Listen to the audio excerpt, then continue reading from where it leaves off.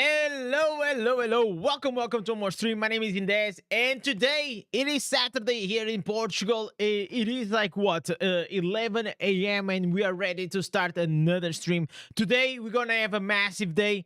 Today, we're gonna go and do the ultimate legendary gem guide. I've been preparing for you like a big thing. It took me a lot of work. I actually, you know what? I woke up today at like 4:35. I had just like so much work like that I had to go and do, and this one has been pending. A lot of you have been waiting for this. You guys have been asking for so long for a gem guide, and finally it's here. We're gonna do it today live. So I'm gonna start also doing like the content here live on the stream. For those that come on the stream, you guys can have early look, and then later on we're gonna put it on the new clips channel. This is also doing amazing, or on the main channel. So it's gonna be great. Just stay with us, because like you just don't want to miss this. Then we're also gonna go and do the most free-to-play class tier list, maybe like later on the stream. And then we're gonna check Orat's new Crusader build, which feels like it is gonna be a banger. That build feels like it's gonna be a banger. I also I'm planning to maybe go for as a Crusader at least for one day. Because I want to test this build. I also, I promised all the Zaders that I was gonna have a Crusader PvE build, and I didn't do it. So we might go for one day, and because I also want to do no, I want to do like a orange rune farm speed run. So I have like this idea that we're gonna do like stream only ends whenever the orange rune drops. Might be risky, might be not. I also, you know what, we're also gonna do the World of Warcraft classic hardcore challenge 1 to 60. I never played in hardcore, so I'm very excited for that. We might do that in the next days. There's new fresh servers. I love World of Warcraft. There's not a lot to do now in the game in Diablo Immortal, so this seems like the perfect time before the major patch comes to do something different. I feel like I also need like I need to play something else from time to time to just refresh my mind, get a bit out of like the FOMO, and just going to play a normal game without like pay to win mechanics, without always being like speaking about free to play and pay to win. Just like just playing a normal game, I think is gonna be good for me. And I want to thank to all of you that you guys keep coming on the channel, keep coming here. Thank you guys so much. Yesterday, it was lovely, man. Me and my wife, we did 5 years together. After the stream, I look at her and I said, "Yo, you know what? Let's go for a." Let's go for a ride. Let's have some food. Let's go have some things. Let me acknowledge here. She's also here, so we're gonna speak about a bit like about how we went. But we have here It's Power Gamer, Radna, son of a bear. That's a great name. How are you guys doing today? We count on you and Crane to make Barb OP again. Well, let's see how it's gonna be. We have to see the final version of the patch. I think that if they make a cooldown, even if it's like 2 or 3 seconds cooldown, I think that it pretty much will kill the build. I feel like, because like the power that it comes with the Ota, it is like you literally just like your whole build revolves around Ota, right? But maybe we can go like with the auto attack, and if like we have a shorter cooldown, then we can use the hammer to smash, like to just finish. That may be like something that I'm thinking about. But in general, I'm gonna say to you guys, we had a good ride. I told many of you that this was coming. The nerf was coming, and for those that are not aware of what we're talking about, we're gonna go and we're also gonna do a deep dive regarding all the changes that are coming into the multiple classes. So don't worry about it. We're gonna speak about it. But now I wanna invite here, because my wife is here. She wanted to say something to you, chat. No, the mic. Yeah. What do you want to say to them? First of all, I wanted to say hi, and I also wanted to say thanks for wishing so much on the comment section, Oh my on the god, that's community right. post. It's crazy. Chat. Yesterday I shared a post with me and my wife. You know, like if you guys want to see and look at the love. Like insane amount of love, man. I like listen, this must be the most liked. Like literally 134 likes, man. Yeah. This is crazy. Like this has 13 hours and 134 hours. Like I told, and I also told Siggy that you know, we were gonna go out. Yeah. That we were gonna go to the best Indian restaurant in town. And how did you like it? Because I really liked it. And also they put the balloons for us. yeah. So chat. I called in well, I should have called a bit earlier. So I called on the day and I said, listen, we're doing 5 years of being together. Mm-hmm. Can you guys make something special? So the lady, the girl, like she did her best. You know, it was like, I mean, if maybe I have called a few days before, maybe they yeah. can even pamper a bit much. But the way it was with some balloons, some nice food. Yeah. We also got like we got a free dessert, chat, free dessert Yeah. And free starters. and free starters. So Also, chat, that lady, she knows us. yeah, we met her like in the Diwali party. Yeah. So she was like, that. Yeah. She gifted us those things. Yeah. Like food. So what we had, chat, we had pani puri, which is like it's your favorite dish, Yeah. right? Yeah. It's a street food from India. It is a great like if you guys never had, probably it's gonna be very hard to have like very authentic experience when it comes to pani puri because like it's literally a street food and it's very hard to get like street food outside of India, right? Yeah. But it was pretty good. How much would you rate this pani puri? It was compared to all the pani puris I had, Yeah. it was 6. Yeah, a 6. I Yeah. also think like it's good enough to get the flavor, to get the taste, to you know to take you to that nostalgia trip. Yeah. Yeah. But it was not like the best pani puri I ever had, right? Exactly. But it was really good. It was really good still. Then we had here. What did you had? We had like this was palak paneer, and this one was Kadhai chicken. Karai chicken. Listen, it is so funny because like this has a very very similar name to a curse word in Portuguese. This chicken was extremely spicy.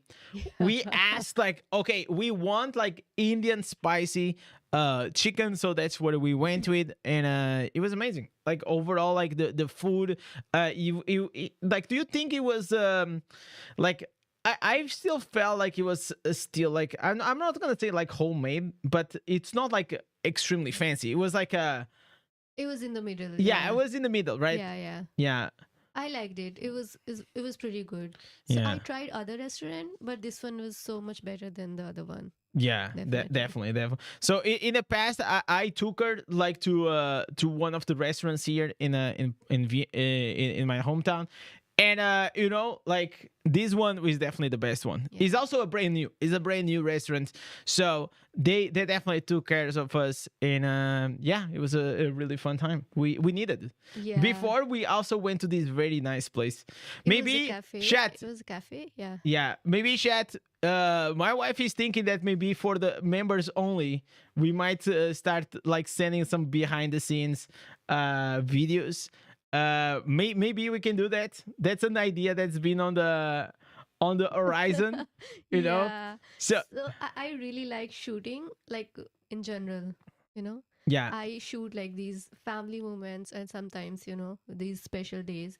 And I don't post anywhere. I just shoot it for myself and I keep revisiting and Yeah. it just makes me smile, you know. yeah, So I have like a lot of videos and I was thinking, what if we start compiling them and then, you know, yeah. of course not very personal, but Yeah, it's some behind of the scenes, some IRL in this content, you know.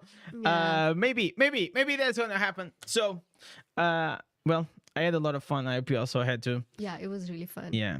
Yeah. So, Well, that was it. Was a really nice anniversary. You guys shared a lot of love, and we want to thank you so much for that. Not only that, you guys are giving like so much support in everything that we do.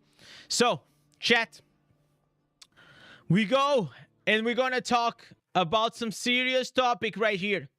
Some serious freaking topics. So, how can I make these text a bit bigger, man? It feels like I need fucking binoculars, man. How can I make like these bigger, bro? Okay, I don't know, man. Like I'm trying to zoom. All right, okay, okay. This may work. This may work like this. God damn, like it goes from this to this. All right. So this is like the Chinese version. Okay, so it's gonna be like very fucked up. Don't worry about it. I'm gonna try to translate as best as I can. But either way, all I can say, chat, it is like F's in the chat for Barb. Okay, F's. I want to see some F's in the chat for Barb because it is gonna be rough, chat. I'm telling you, it is gonna be a rough. Oh man, I don't want to go back to Chains and Spartusk, man. We've been playing that for like what, 4 or 5 months now. 4 or 5 months. I am so goddamn tired of Spartusk. Even when Ota, it is godly, Spartusk, it is still like the best one for free to play and low spenders. It is so annoying, man. It is so annoying. Ah, man. It got gutted, but it's fair. No, I know it's fair. I know it's fair. But you know what? I thought they were just gonna reduce the damage. Because in my opinion, and I don't know about you guys, but in my opinion, it is the damage is the problem. Not like the mechanic, like because it's fun, man. Like that's fun, man. Like why are you guys removing the fun out of the builds, man? I just don't understand. Just like go to the damage, reduce it like 25 or 30%, which I think is fair. I think will be fair. Like it's going completely bonkers, man. And but just let us spam. Like you know what I'm saying? Like that's what makes like the Ota build fun. Is like you just spamming the hammer, man. Oh my god, I don't want to listen, chat. I don't want to go back to Spartusk, man. That's like literally one of the reasons why I want to try like different classes. I still love Barb, man. Barb is gonna be still like deep in my heart, like the class that I love the most. I played all of them, and you guys know how I feel. But I also really like Tempest. I also like really like Blood Knight. Those are like my top 3 most fun classes that I had. But I don't know. Maybe Blood Knight is gonna make a comeback, and we're gonna go Blood Knight. Is Barb finally dead? No, Barb is not gonna be finally dead, but Ota builds are, in my opinion, I think they're gonna get a severe nerf. They're gonna get a severe nerf, man. But let me really hear the chat. What you guys are saying? The nerfs are coming. It doesn't look good. Yeah, it doesn't look good, man. Good luck tomorrow on video. Yo, thank you so much, man. Best class change I ever done.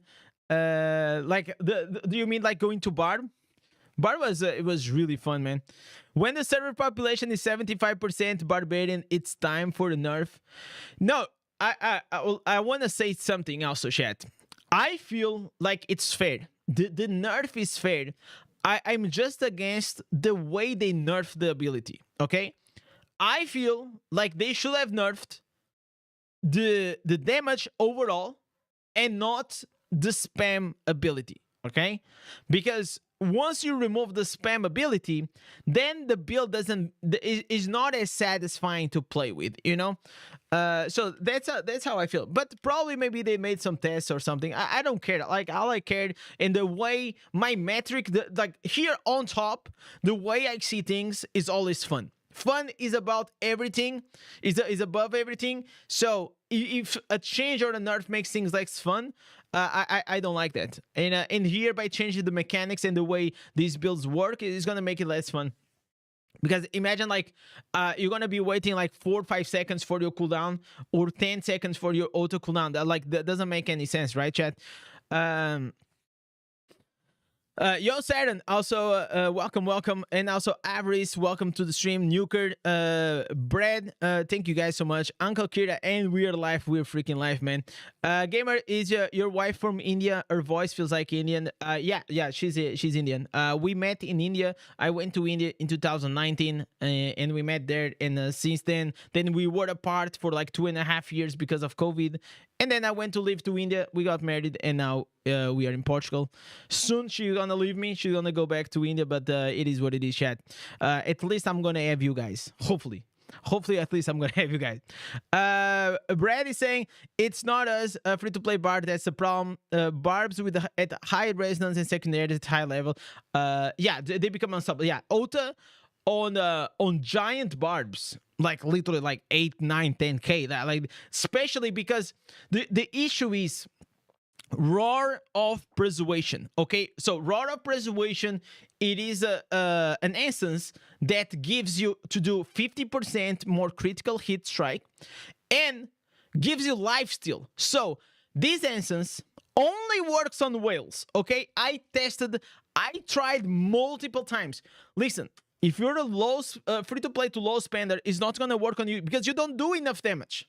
Maybe if you're in bronze or silver or gold, they might work. But I'm telling you, if you go with the Ota, with Roar of Preservation as a free to play to high legend, goddamn, it's not gonna be a good thing. So you better just go with the Perk Breaker. It is so much better, man. Barb is a tank on BG, and if you don't have a Barb, you lose. It's only class that you can kill. I mean, that's like, it's not the only tank. Like, you also have Crusader, but right now Crusader, the Crusader, they actually gonna get a buff, and we're gonna see here. So that's gonna be exciting. But definitely, if you don't have a Barb, it's gonna be a bit more difficult. But to complete this thing, all I wanted to say is that I wish they just reduce the damage and not increase the cooldown.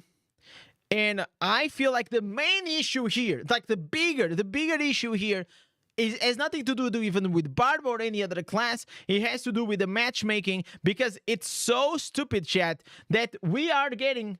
Listen, how is this possible?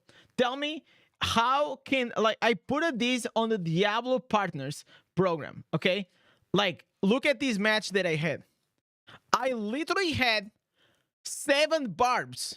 7 barbs and 1 wizard against me. Like, this is the major issue. This has to be corrected like yesterday. Don't allow more than, I will say, like, more than 3 classes of the same on the same matchmaking. It doesn't make any freaking sense. It doesn't matter if it's 7 Tempas, it doesn't matter if it's 7 Necros, whatever it is, like, it is just so annoying. But especially if you're talking about Barb, which is like extremely strong, then it's gonna be a huge problem, right?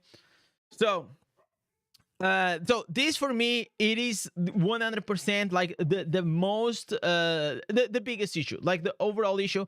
And it's just not fun when you go against 7 Ota Barbs, right, with the Undying and trying to kill them. It's just not a fun experience. So nerf this shit, make like at the maximum life 2. And literally all I did was, like, I posted these 2 pictures and I posted this guy, because like these pictures, like look at this, you know, like, it's literally just look at this. It's so man, oh man, it is so obvious that it is a major issue. And I hope that they're gonna fix it soon. Yo, Luis, tudo bom? I believe that it's gonna make the battlefield a bit more balanced. Today in Brazil, we have a number, like, the number of barbs has increased everywhere, right? Because I'll tell you the main reasons why everyone is playing Barb. First, the main reason, the top reason, it's me, okay? It is me. No, I'm joking, chat. The main reason, it is like Barb, it is a very easy class to play. Okay, like if anyone tells you that Barb it is hard, okay, listen, you gotta go play something else. Okay, Barb it is probably the easiest class to get into. You just buff up and you spam your button. You know, like it's literally how it is. The only thing that you need to have it is map awareness. Okay, you need to be aware of the map where people are, but that's common to every class. That's not like unique to Barb. Everyone should have a very good map awareness, so you know where your team is and your enemies goes, right? But very easy, then very powerful, and even above all, maybe it is like the Undying Rage allows free-to-play players or low resonance players like myself to be slightly competitive. You know, like without it's literally a shit show. it's just like it is so hard, chat. You know what I'm talking about. It's just like not fun. So at Legend, where I am, 80% of my matches are against 8, 9, 10, 12k whales, okay? Those are 80% of my matches are like that.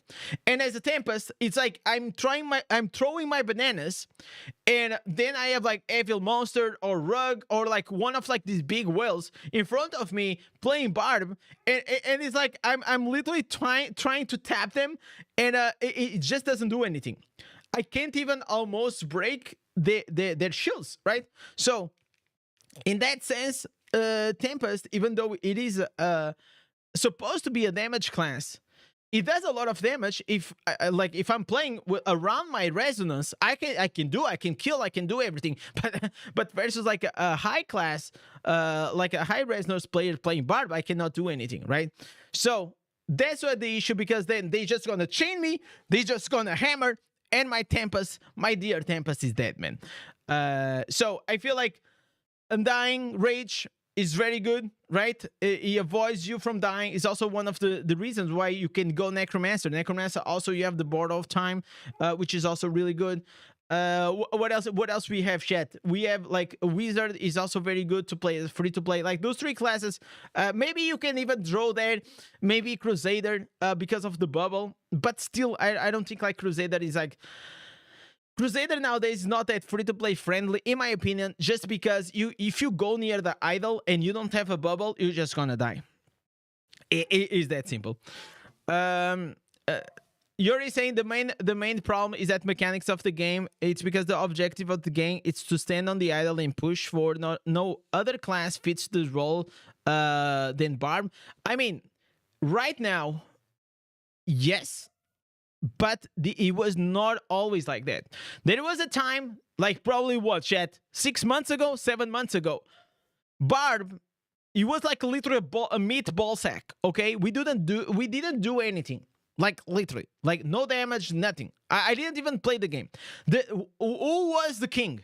The king was Crusader. Crusader was the king of the idol. So maybe you guys are new to the game, or maybe you're new, but you already knew this. But Crusader used to be the king. Like people used to trash talk Barb. Like Barb used to be like the what, D tier, C tier. The only thing you actually had in your favor was the Undying, but no more than that. No more than that. But of course, like for me, going and playing with Barb feels very satisfying, because even as a free-to-play, I feel I can have an impact in a whale match game just because I can literally throw myself into the idol, right? Or I can chain them and I can pull people out of the idol, and I still feel like I have some impact in the game. So Wizard is the best free-to-play class overall. I don't agree. I actually don't agree on that, because I'll tell you why. Wizard, unless you're like a wizard god, okay, unless you're a wizard god, most of the times you're just gonna be smashed. Like you have a whale tempest that goes into you, or like a necromancer that dives the backline, drops some dots on you, and you're dead. Like you're literally dead. You know, like there's not a lot of survivability on that. So because of that, it is why Wizard, it is not the best one. But it is very close. It is very close. What you already said, the amount of times that you see push the idol in the chat from both the guarded by Barbs, let go on the other. Yeah. So Drip, you're right. Barbarian in the past used to be like that. You know, the only thing Barb used to do was go to the idol, wait, then you look at the clock, you see the timer of your undying rage, then you die, you respawn, you go back to the idol, you die again, and this was the loop, okay? This was literally the loop. You always go to the idol, you die, but then something changed. With the upcoming instance, right, like the Spartusk, now the Barbs, they couldn't have like this very brain dead kind of playstyle. Because now with the Spartusk, your worst enemy was another Barbarian. And I feel like in the meta of the Spartusk, I know it was miserable for most players, okay? I know that. I'm aware how OP Spartusk is, okay? But I'm saying that as a Barb myself, it was very fun to play against other Barbs. Like, if you're a Barb, you know what I'm talking about. You go to the idol, and there was these mind games. The mind games of knowing which one is gonna Spartusk first, the Undying Rage. Man, that was fun. There was some fun time, like those mind games.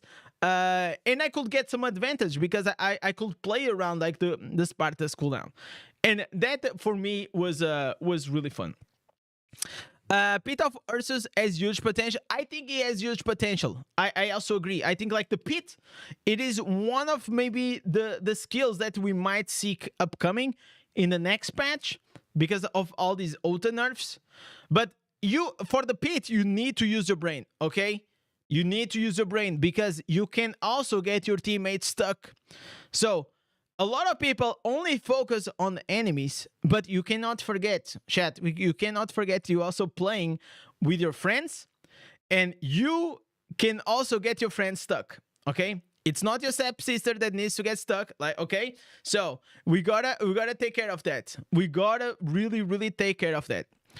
By the way, I have to say it's a pleasure watching you. You're my favorite DI YouTuber. Yo, thank you so much, man. Thank you, Nuker. Also, welcome, Paul. Welcome to the stream. Always and forever, BK. Like BK love, chat. BK. Barb won't be a brainless class anymore. Like, if I feel like, to be honest, we need more things like this, more skills, man. That you need some brain to actually do something about it. I feel like they tried with the grab, right? Like you dive into the guy. I tried that build. I think that build is dog shit. I don't know. What do you guys think, chat? I think like the grab is literally dog shit. I tried for like 3 times, then I tried it again off stream, and it was just dog shit. Like I don't think it works. I will say that one of the best use for the Pit is blocking off split areas when they walking off the garden. Oh, Rebecca, there's a lot of them, right? There is this huge potential to. So, for example, one of the things that I used to do was like I put like the Pit in front ahead. So I used to block them from coming because like the Pit is enormous. Like that's another problem, chat. That's another problem that I feel like. We can be nerfing Barbarian, we can be nerfing Tempest, we can be nerfing like whatever is the class. Insert class that we're gonna nerf. The reality is the map is dog shit, okay? The map for 2024, it is dog shit. The lanes are too they are too small. The stairs, the choke points are too small. Like you just need one wizard in your team, and he's gonna do like a fucking like huge AoE for you to leave the spawn. This doesn't make any sense. Also, the same way that doesn't make sense that as a Barb, you use the Pit and the Pit covers the whole lane. It literally covers the whole, like that doesn't make any sense, chat. We need like bigger lanes. So we can outplay, we can dodge CC, we can do like all these things. Like we need these things, chat. Like we 100% needs. Yo, Luan, obrigado, velho. Obrigadão. Espero que esteja tudo bem. Sixelja, I see, super chatted €4.69. Yo, coming up with a freaking 5. I see. Thank you so much, brother. Thank you. Oh, welcome to the Wall of Legends chat. The version chat, Wall of Legends.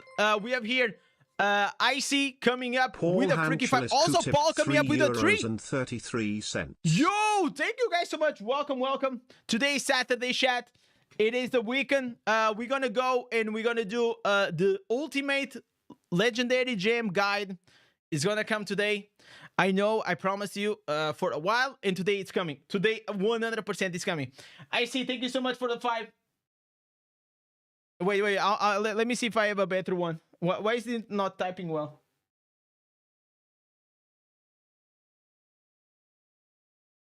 Okay. Coming up with a freaking 5. I think I had like another one, man. What is the other one? Oh, it's here. Because chat. Listen, so you guys don't tell me that I'm a cheap dude. Listen, I got these. These are brand new. Each one, it was like, I don't know, man, like €3 or something. Like fucking, how the fuck is this like €3? Like it doesn't make any sense. But anyways, at least you can see. I see coming up with a 3.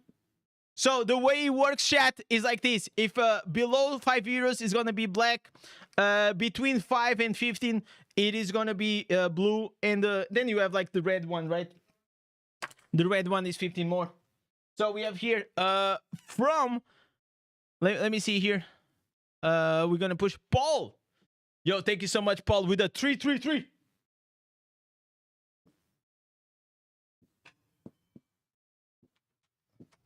Thank you guys so much. Thank you.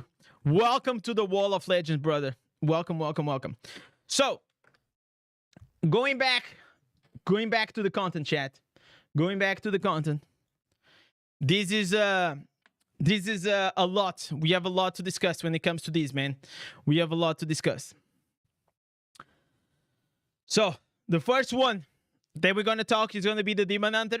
So if you guys don't understand this, don't worry, because I also don't. So if we have some Demon Hunters in the chat to explain a bit better what happened here, that's gonna be awesome. But basically, from what I think, they have like these shoulders essence that right now, whenever you're gonna use a certain ability, that's the thing that I need to understand. When you use a certain ability, it won't allow the guy to dash them out. So this is gonna be crazy. So literally is an immobilize, and that's gonna prevent them from moving. So you cannot dash out. So this is gonna be incredibly good, for example, against Tempest.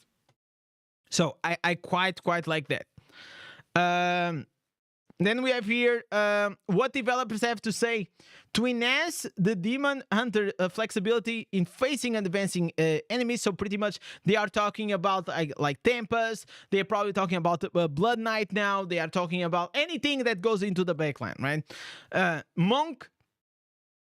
People are complaining that Monk didn't got any changes, but am I crazy? Like I feel like Monk is in a very good state. Maybe I'm just taking crazy pills, but I feel like they are doing fantastic, man. Actually, let me do. Yeah. We're gonna make it like this, and oh my god, why it gets like so fucking small, man? Okay, we're gonna go like this. I think like this might be good. All right. Okay. So this is better because now like this doesn't my camera doesn't get in the front, and you guys can read better, and I can also read better. Change the deceleration to imprisoning to the enemy to prohibit to use of displacement ability skills which are more in line of the current confrontation environment. Added a function for Demon Hunters to reduce enemy health regeneration. Also, you're not gonna be able to heal also.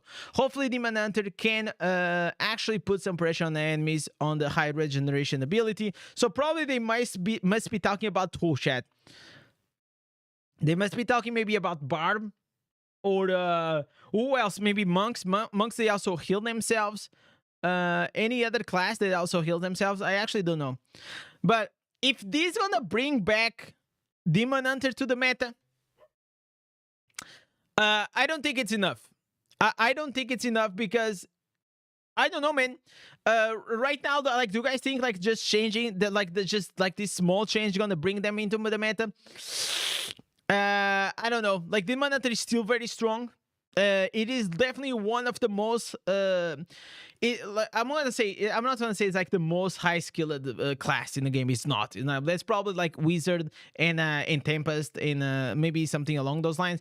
But I'll say like the Demon Hunter in this game is like you have a really really good Demon Hunter. For example, Keys is like here, like is skilled with Demon Hunter like here, right? And then the average Joe, right? Like the average Joe that just like plays casually Demon Hunter, it is probably around here, right? Like, so you kind of need to play a lot of games and you need to understand like very, very well Demon Hunter to do super, super well in PvP. Otherwise, you're just gonna get one-shotted all the time. Doing the damage nowadays is not enough. You need to know how to move your ass. And the reason why Demon Hunter also fell off the meta is because there is too much fucking CC, chat. There is too much CC. Crowd control, chat. Stuns, freezes, everything is AoE. Like it's just crazy. It's just nuts. Like all of a sudden you get caught and it's just and you're dead. You know. So that's what is not making like fun to play with Demon Hunter nowadays. Now we have here. This is my opinion. One of the most exciting changes coming up into Crusader, chat. Do you guys think like this change is gonna make Crusader come back? Like, it is immunity to CC, by the way. It is immunity to CC, which is it is a good thing. So yeah, it might be fun. It might be fun. I think they need it. So let's read this. Nuker is saying the Demon Hunter needs a safe skill like a Heist Wall or something. I feel like 2 dashes are not enough. Yeah, I agree. I agree, because when I play I play Tempest, I have 5 dashes, and I still think it's not enough. You know, I have the primary attack, not 5, but you know, with the stacks. I have Breaker, and I have Flowing Strike, and still with all those dashes, I still feel like it's not enough, man. So if I get caught by the chains without any dashes, I'm dead. Demon Hunter has a shield in their pants, but it's too small.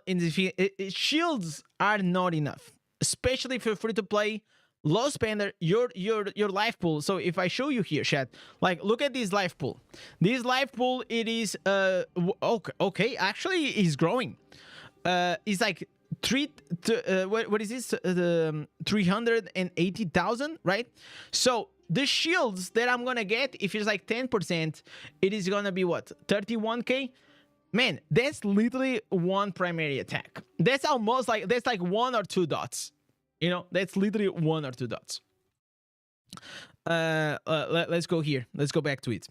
So I feel like shields, you have like multiple shields, or shield is not like the way that you're gonna prevent yourself from dying, because you don't have a lot of armor, you don't have a lot of resistance. As a Demon Hunter, you're most likely just gonna get clapped, right? Lawrence is saying, welcome to the stream, Lawrence. Too much CC and not enough space in the battleground. That's exactly what I'm saying. Like CC is just too big. The lanes inside the battleground are just too small. It's crazy. We need a revamp, or we need another map. Georgie is saying, don't betray the Barb. Like, I mean, there's nothing to betray. Barb is still like the class of my heart, man. But the reality is, we probably gonna go back to be spam dispel bot. You know, because if Ota it is out of the meta, we have to go back to Spartusk. You know, and I'm gonna be honest, chat. I am pretty tired of the Spartusk, man. I love Spartusk. I played Spartusk for a long time, but it's just been too fucking much, man. Like, it's been what, six months now? Not 6 months, but you know what I'm saying. Just too much. Like 2 or 3 seasons now playing the same build. It's not fun. Now we have here Crusader. I am excited for Crusader, by the way. we might try Crusader. So let's check it out. Crusader legendary equipment anointed sulfur is no longer affected by cold and freezing during the holy flame consecration state. So you guys know the instance that pretty much puts like that flame on the floor that you guys use like to do open world farming. So this is really cool. This is really cool, by the way. It's like I like that they pick up like the fantasy of like fire and ice and they apply it here. Like this for me makes total sense. Also, there is a trade-off because this specific consecration will actually give you like some it's like because you're burning yourself, you lose some HP. So that's a trade-off. You're losing HP, but you're gaining the immunity to freezing and cold. So if this is gonna be enough, I think that this is a pretty huge buff. This is a pretty huge buff for Zayder. But are we gonna have? But I don't think this is gonna be for the tank Zayder. I think that, you know, it's gonna make Zayder better. But Zayder right now is like you know, like I tried multiple. I tried so many builds. The one that I like the most is the frog jump Zayder. Okay, like you look like you just keep jumping right with the shield charge. That one was fun. I'm not saying it's the best build. I'm saying it's the build that I had the most fun, and that's at the end of the day what I care, right? And I feel like for that specific build, this might make things even better, man. So let's see how it's gonna be. But I wish they actually take in consideration Crusader. And they realize that they have to stop making Crusader a fucking DPS class. Please stop making Crusader a DPS class. It is not. It should be the fantasy of a Crusader. It is to be a tanky plus does some damage and supports the party. It is not an AD carry. It is not a DPS carry. So please stop making it like it is, man. Am I like chat? Am I like taking crazy pills here or something? Like, is this like a stupid take to that? I wish that Crusader that has a shield and a sword becomes a tank. You know, that competes and also becomes a partner of like Barb inside the BGs. Because right now you have the like why also Barb is so like Barb is in the idol, and then you have Crusader in the backline, you know, waiting for his bubble because he cannot come in the idol unless he has the bubble. It's insane. And the other thing is also if he has the bubble, then he can also not push the idol. So that's another thing. So I don't know how they're gonna solve the Crusader issue. Also, I'm not a game designer. It's not about like I don't have to solve these issues for them, right? All I care is I look at things, I give my feedback, and to be honest, this gonna make things better, but I don't think it's gonna solve the main issue, which is survivability. I think Crusader right now, with the state of the game, the damage is too high. There is a lot of damage on the game. It's just like so high the damage that unless they make or give Crusader a bit more survivability, it's not gonna be much better. However, by nerfing auto builds, by nerfing it, they're gonna reduce a lot of the high damage inside the idol.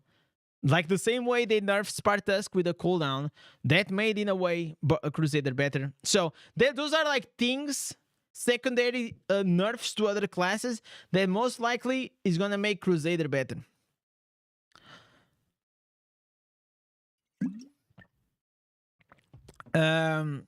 Nuker is saying, but hey, I didn't play the I for a year. I came back and the BG is much more balanced than the first 3 to 8 months after the release. So we are getting there, I hope. The reason why you feel that, it is because in the beginning of the game, it didn't exist the strife, okay? It didn't exist the strife ability.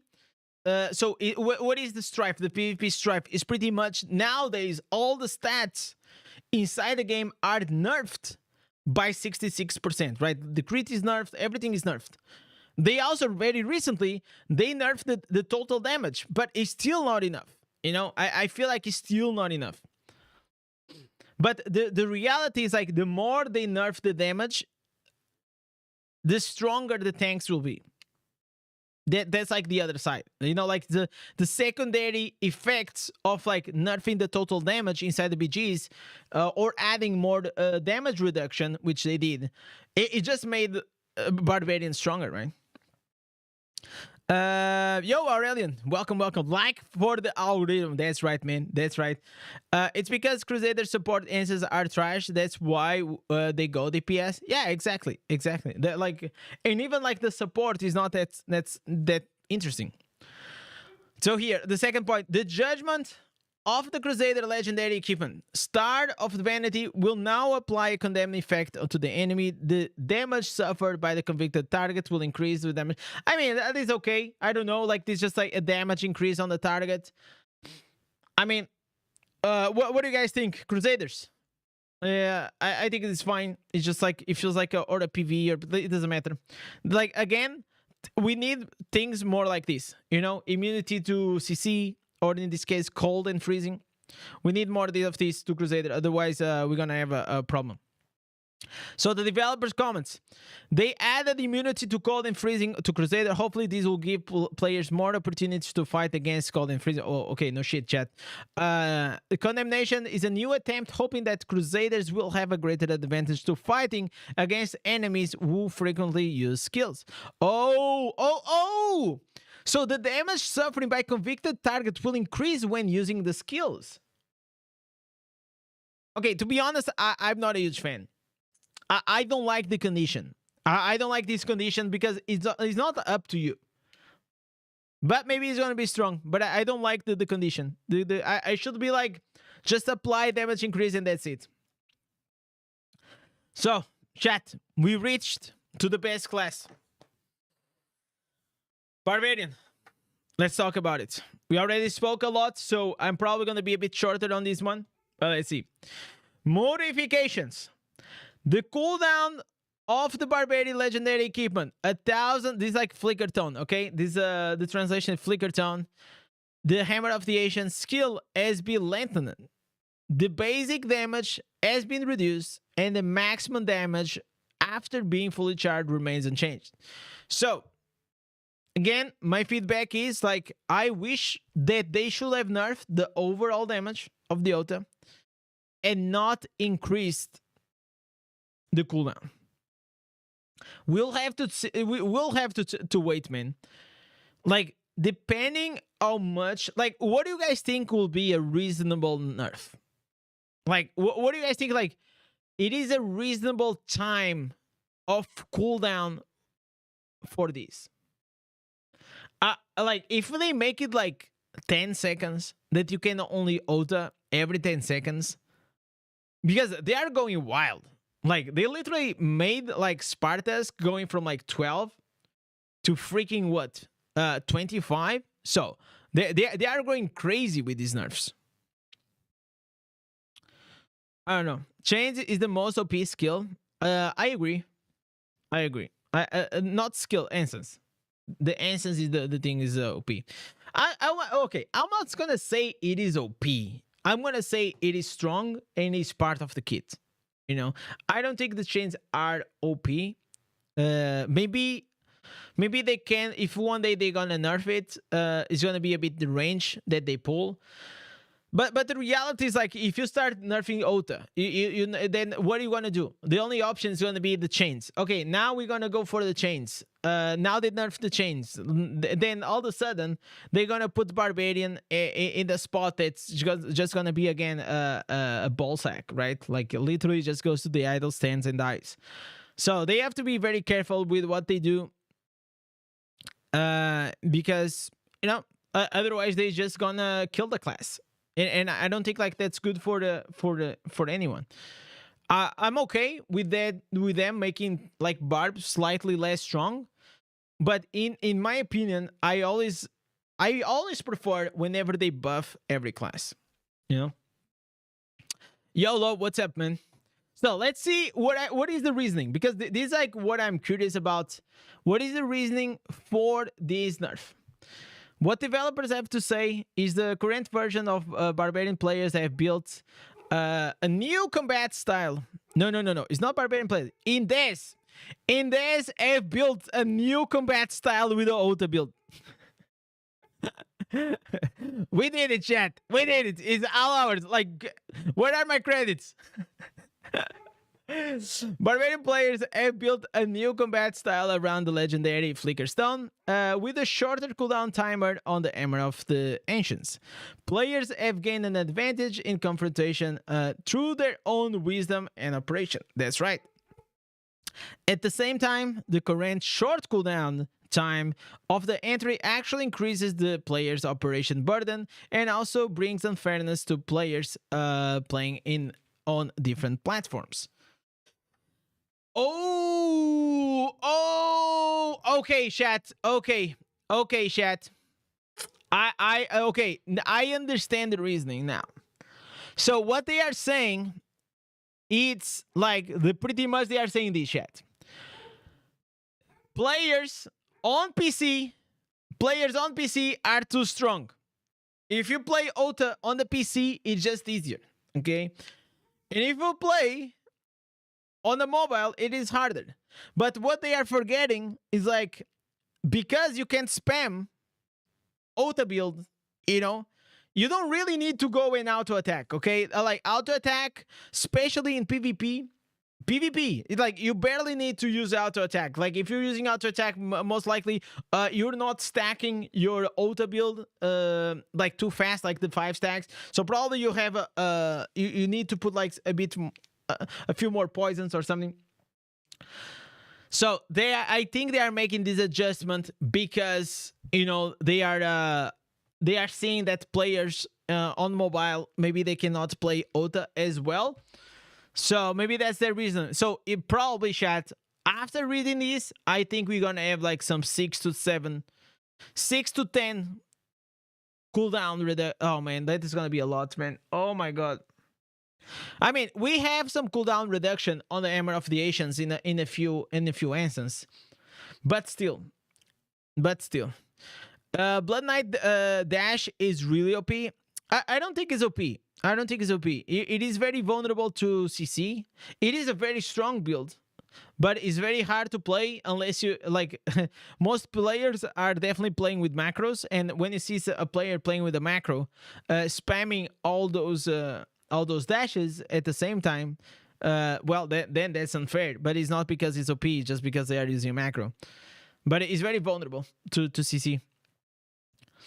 Why would mobile have problems with it? Because you cannot. So whenever you're spamming just one skill, so check this out. So I have my phone here, right? So here I am tapping for Ota, right?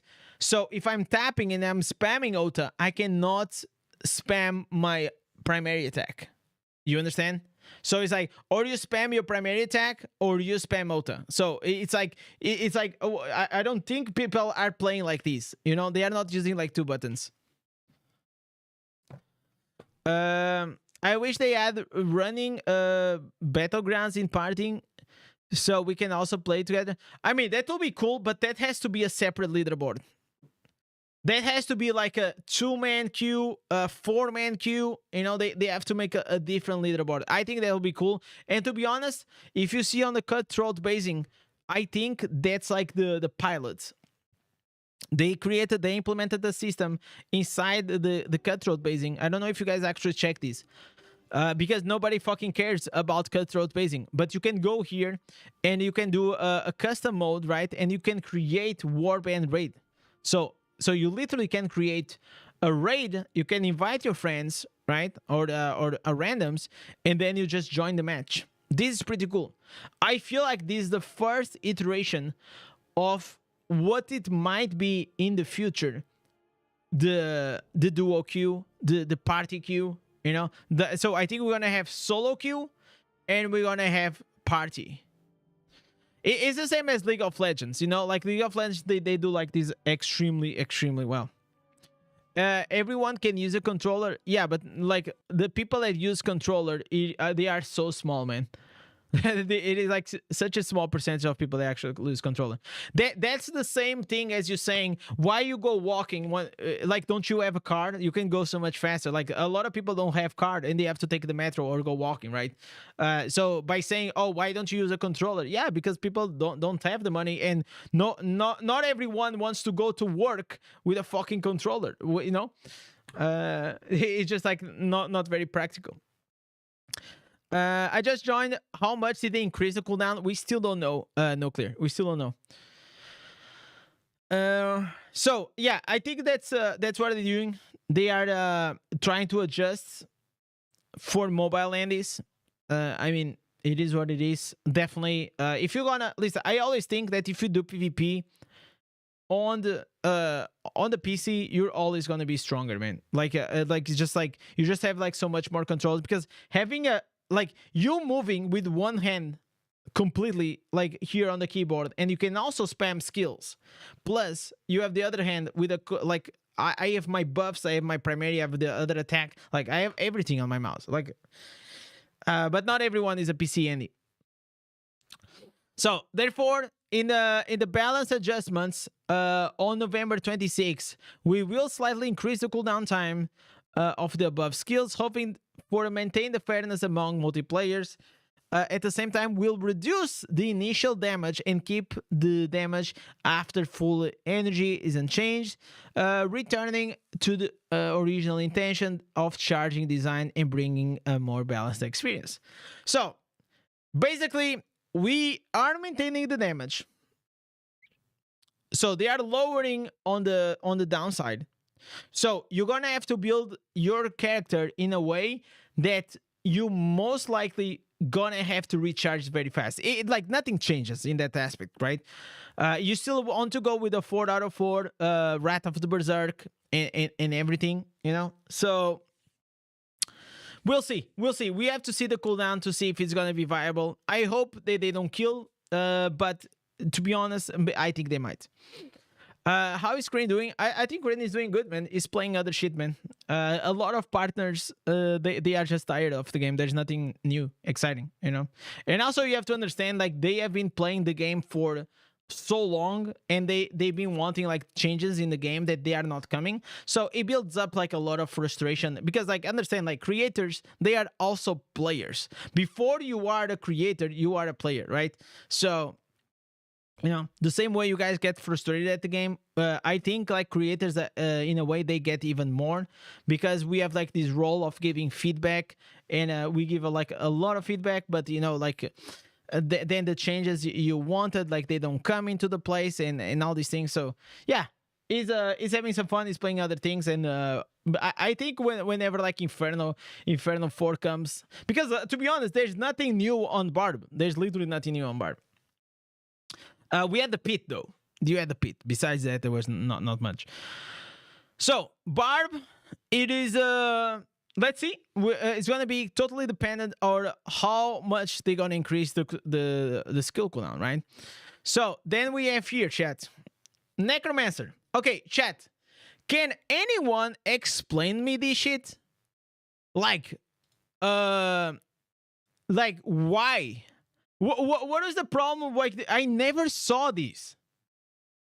Wall of the Dead Necromancers, legendary equipment, destruction speed is reduced and the damage is like what is this skill? I don't remember ever seeing this shit in Battleground. They are all still spamming, you know, the vortex or the crazy corpse lance. Besides that, I don't know. I don't know what they're talking about.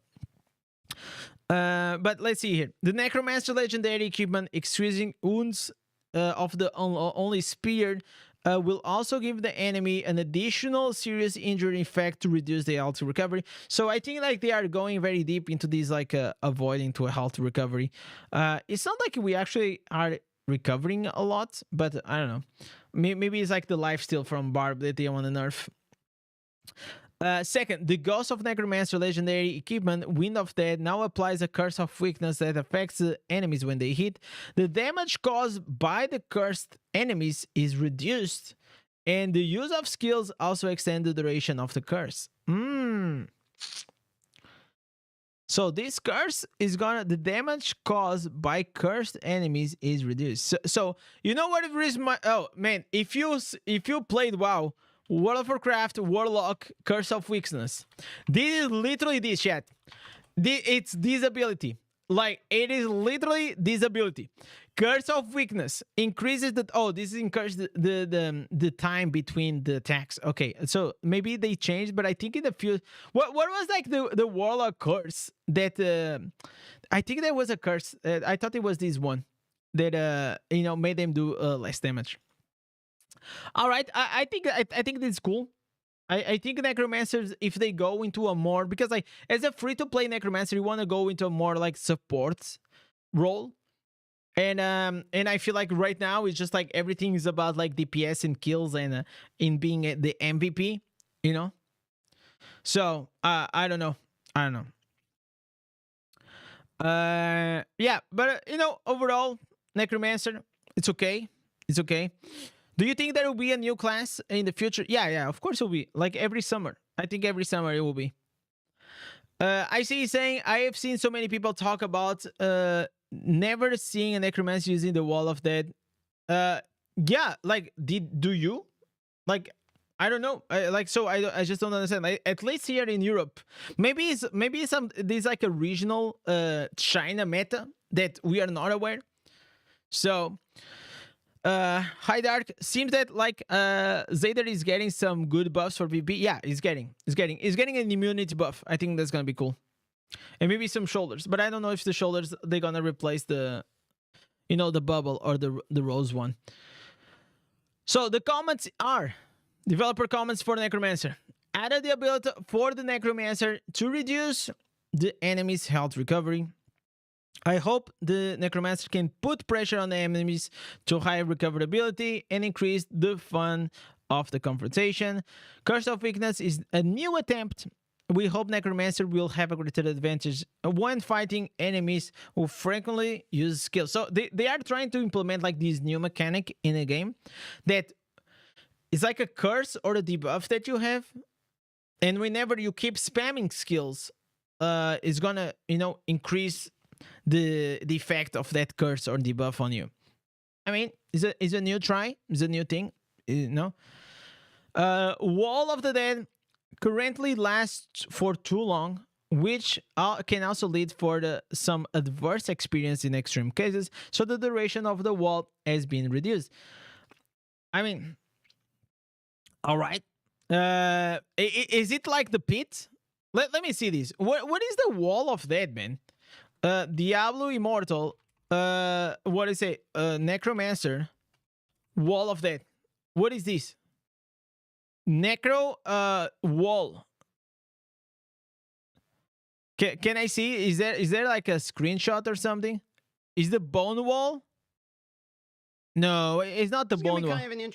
It's not the bone wall. Oh, it's this thing. Oh, I remembered. I remember. Okay. These I seen, but it's not like that common.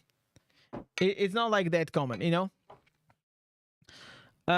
It's rarely that you see that. By the way, listen. Look at this chat. I just got like some apples, some fruits, and some peanuts. So we are ready to roll. We are ready to have a giant stream today. A giant stream. The bone wall blocks the entrance meta. Yeah, that's why also the pit is really good, man. So I see what you guys are saying. I mean, personally, I'm not a huge fan of that, of like those cheesy mechanics, right? So if they nerf them, the wall, they also should nerf the CC of wizard, right? So yeah, these are the changes, chat. These are the changes. I feel like overall, the changes are fair. Demon Hunter, I mean, it's okay. I feel like maybe if they're gonna help, I hope so. Maybe we can give it a shot to Demon Hunter. Crusader, I feel like it's the most exciting one.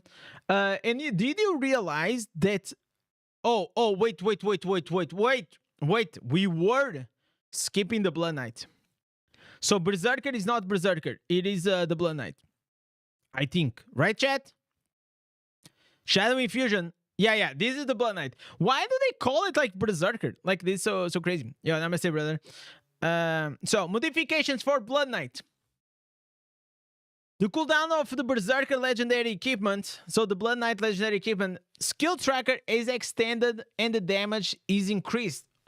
So is this like the chess piece that they are using on Blood Knight to make like the infinite dash? So I'm not certain at all. And they also gonna make a change to the transfusion that no longer is gonna remove the dots. Okay, so no longer cleans the dots, but is gonna remove and make you immune to crowd control. Goddamn. So I spoke with Killswitch, and Killswitch was saying that these will depend. So he thinks that the way it's gonna work is the shield. So while you have the shield, you have immunity to CC. If that's how it is, I don't think it's great. If this is how it is, but the thing is like, it will remove and it's gonna make you immune for a few seconds. So it can still be good. I think like definitely Blood Knight, like they need this. Like this new infinite dash, it is very cool, but it is for whales, man. Like if you're like low spender or free to play and you go play this infinite dash, we may try. Maybe we can try in the future, but you just like if you get caught in a CC, you're dead. You know, you can't do anything. Flowing Strike is better. Yeah, Flowing Strike is crazy. And less cooldown reduction. Less cooldown and with the dash. That's even better. But I think like transfusion, you can't you like with the transfusion dash to your friend and give him a shield, or you just give him a shield? I forgot about that. How does transfusion works, man? I know that you can give a shield to someone, but I don't know if he dashes you away. That'll be cool. Dash to your friend. Okay, I see. So if it dashes, then it's okay. But again, it's not like Flowing Strike. You're a bit dependent on your friends. But I mean, you can like transfusion and dash away. So let's see how it's gonna be. Basically, they are nerfing Wizard. Yeah, in a way they are. You know, but the reality is, chat. Wizard right now is fucking wild, man. You know, like Wizard, like it's fucking huge.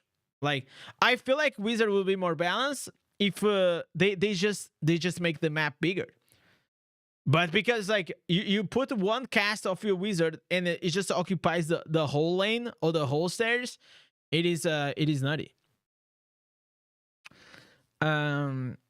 So I'm okay with them nerfing a bit the CC, but if they're gonna nerf a bit the CC, they have to improve slightly the ability of Wizard to get a bit more defensive, you know? So, let's see here. Let's see what they have to say. What developers have to say. The cooldown of the Berserker, the Blood Knight legendary equipment Tracer is also too short. What is like this skill? I don't know what is skill.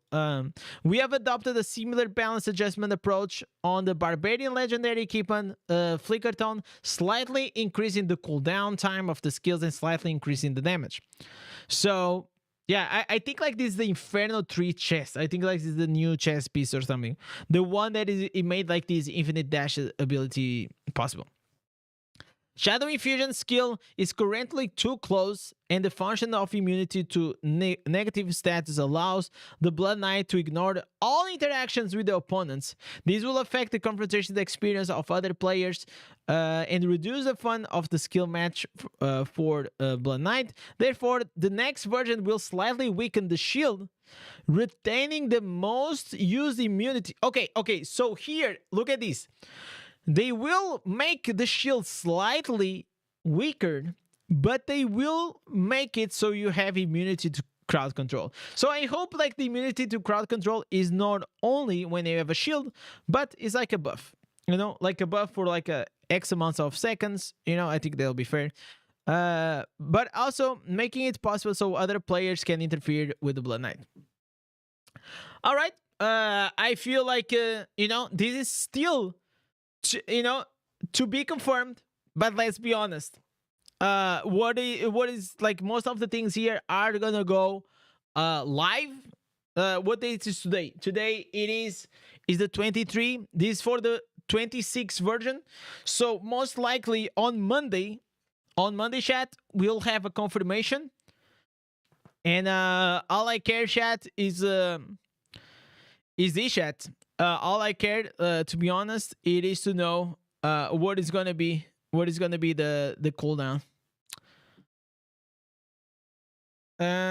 If Blizzard added multiple maps that they were randomizing into BGs, I think it would be nice, a little touch. Nothing mechanically impactful, but you give a new scenario look.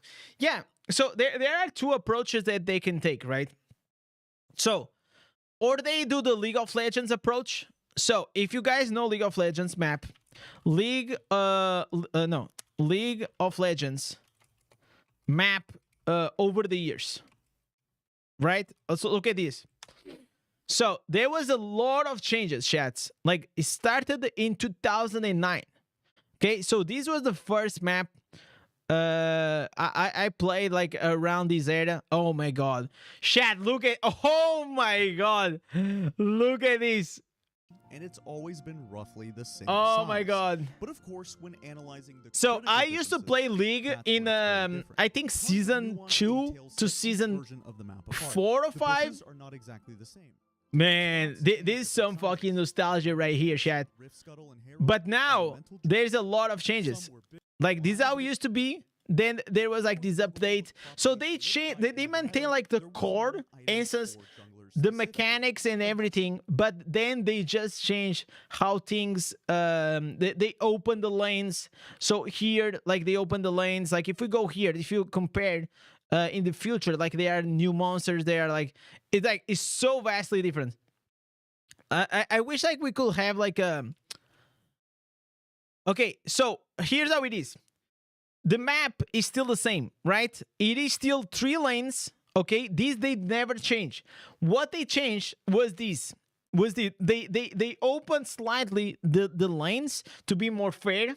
So because now what happened in 2009, and it's the same as Diablo Immortal. Okay, the same as Diablo Immortal. In the beginning of the game, most people had to aim their skill shots. Okay, not everyone had massive AoEs, not everyone had massive CCs, like it was very, very slow paced. But now, 2.5 years after, the meta has changed. There is power creep. Instances are way stronger. Everyone is way stronger. So the map is not being suitable for that. So the same as happened in League, there was power creep. The new heroes are so much better than the old ones. And because of that, they had to adjust here. So before these, they didn't happen. So there used to be like here a wall, but now doesn't exist a wall. So it's just like, if you see, they just make it like the map way more open, way more angles to make plays. Because what was happening was like there was mostly just one way to play the game and to play the map, and that's what happens in Diablo Immortal. There's only one way. But now with the map changes, you actually can do and come from multiple angles to make it to gank. That's what it's called. Like you go into the lane and you try to kill the other opponent. So definitely very, very different. I think like when it comes to this, Riot, they do and they adjust very well. I wish that we could have this approach. You don't need to change everything because the map is quite fun. Just make some changes. Open up the stairs. Maybe they have to like make everything slightly bigger, or you just make another map. I think like making adjustments will be easier than making new stuff. But maybe they think it's not. Maybe it's like going from the ground up is going to be easier for them. I see saying if Blizzard added mold. Oh, you already read this. That's why I answered. Seems like Blizzard is trying to address PvP being into AoE CC shitstorm. Well, Graham, it's pretty much how they address World of Warcraft arenas in 2024. Because if you go and play arenas, the PvP mode, like the 2v2, 3v3 back then, everything was very like just one target, right? Nowadays, it's just like AoE fest. Like every skill does AoE, everything does everything. It's crazy. And here is exactly the same. It's just like you put your buffs in like chat. Let's be honest. A class, okay? Like Tempest is really fun. Okay, Tempest is really fun. But look at the freaking AoE that this has. Okay, we go here. And look at this. Look at this. I have like 3 or 4 abilities, plus the Zephyrs, plus everything, that's gonna do like massive AoE, okay? So, I don't know, man. I don't know about it. And Tempest is not even the worst. Tempest is probably not even the worst. Hi everyone. For me, Barb is a brainless class. No offense. No, you're completely fucking right. Like, why do you think Barbarian it is so popular? I said a few minutes back that the main reason why it's so popular, because first it's fun to play, okay? Then it is really easy to play. You buff up, you are strong, you can make a lot of mistakes. You can make, listen, because of the Undying Rage, you have a safe fall, you know, like a safety net that it allows you to learn and like, I feel like one of the reasons why I became better at doing PvP in this game was because I also played Barb, and the Undying Rage allows you to make mistakes and learn by doing the mistakes without like having the full consequences of dying, if that makes sense, right? Because if you go into a BGs, like sometimes I go now, right? And I'm facing like these we can do 1BG, okay? We can do 1BG. Hopefully we're gonna get some whales, and I can show you how hard it is for me to do anything. Like, I have Gladiator and I have the Savior. Oh, wait. Let me change PvP. All right. We're gonna do one match. This is just like for the sake of experiment. That's why they are modifying the Water Blades 7 to 4. No, I know that was because of the. I mean, maybe also, but I think it has more to do with like visual clutter on the game. Yo, Bugatti, what's up, man? Welcome. So let's see. Listen, chat. I still didn't do my matches today. Okay. Actually, it's gonna close, man. Maybe it's fine. Man, what are they, chat? What are they? By the way, chat, look what we have here. Look what we have here. We're gonna do this today, chat. We're gonna do this today. We're gonna do it a bit later on. So right now, we are pretty much done with the patch reviews.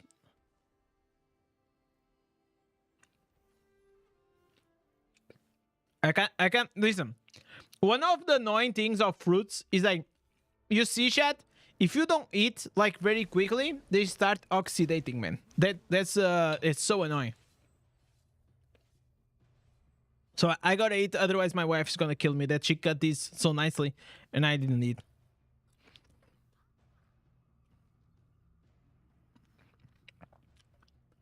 Stay in Tempest. We may go Crusader today, chat, because I think I'm gonna watch.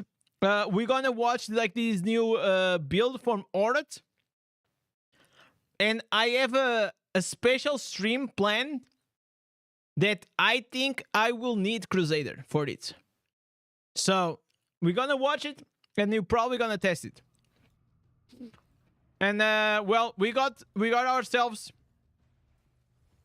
into a freaking well match, like I said to you guys. Barbie is giving you time to figure out why you got one-shotted. Yeah, exactly. It is very friendly. All right, chat. I don't think we're gonna do much, but we're gonna try.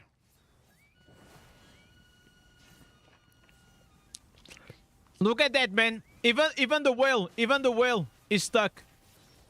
Even the whale, bro, gets stuck there. Okay, chat. Should I try this wind wall thing? I still didn't try this build, though. Let me stun him. It's gonna do the dirty thing, the dirty trick. Yeah, it's gonna do the dirty trick. So you see here, like I can't do any damage to this guy, man. Like it is lunatic, bro. The auto build. All right. Okay, I gotta go, chat. We gotta go. Okay, wherever I go, I'm getting. Okay, I'm getting CC'd. Okay, I died. So you saw that? That's what. Oh, we are against AZ. Okay, we're against of one of the biggest whales. Oh my god.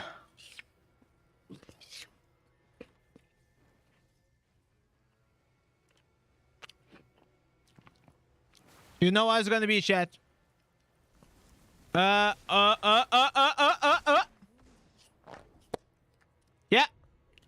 See, chat. Whenever you are this high in Legend, you're gonna have matches like these. Not only that, we have an AFK, man. What a loser. What a fucking loser, man. Like, it doesn't matter if you cannot play. Oh yeah, they also have Ironessa, man. Oh my god. Bro, look at their team. Kozlowski, AZ, Ironessa. Goddamn. We have Vulcatus and Crypto, but I don't think it's gonna be enough. I don't think it's gonna be enough, chat. They just gonna smash everything. Like, look at the damage. I cannot listen. What? Listen, you saw that? One Ota. So the main issue, chat, in my opinion, it is like these massive big whales, you know, with the Ota, and that's why they are nerfing, and that's why a lot of people they are playing Barb, because if you're free to play, and you got a class that has Undying Rage, why the fuck you will not play it? Like, do you think it's fun to just be one-shotted all the time? We know that. Like, it's not, of course. Like, you may have the savior and things, but I feel like, do you guys think, like, another thing, chat?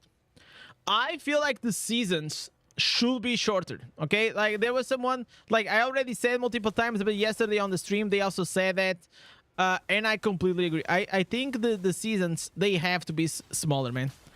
They just have to be smaller. Because after, like, the third, fourth week, the game just gets, like, so boring. What do you think the new meta hero in the next patch will be?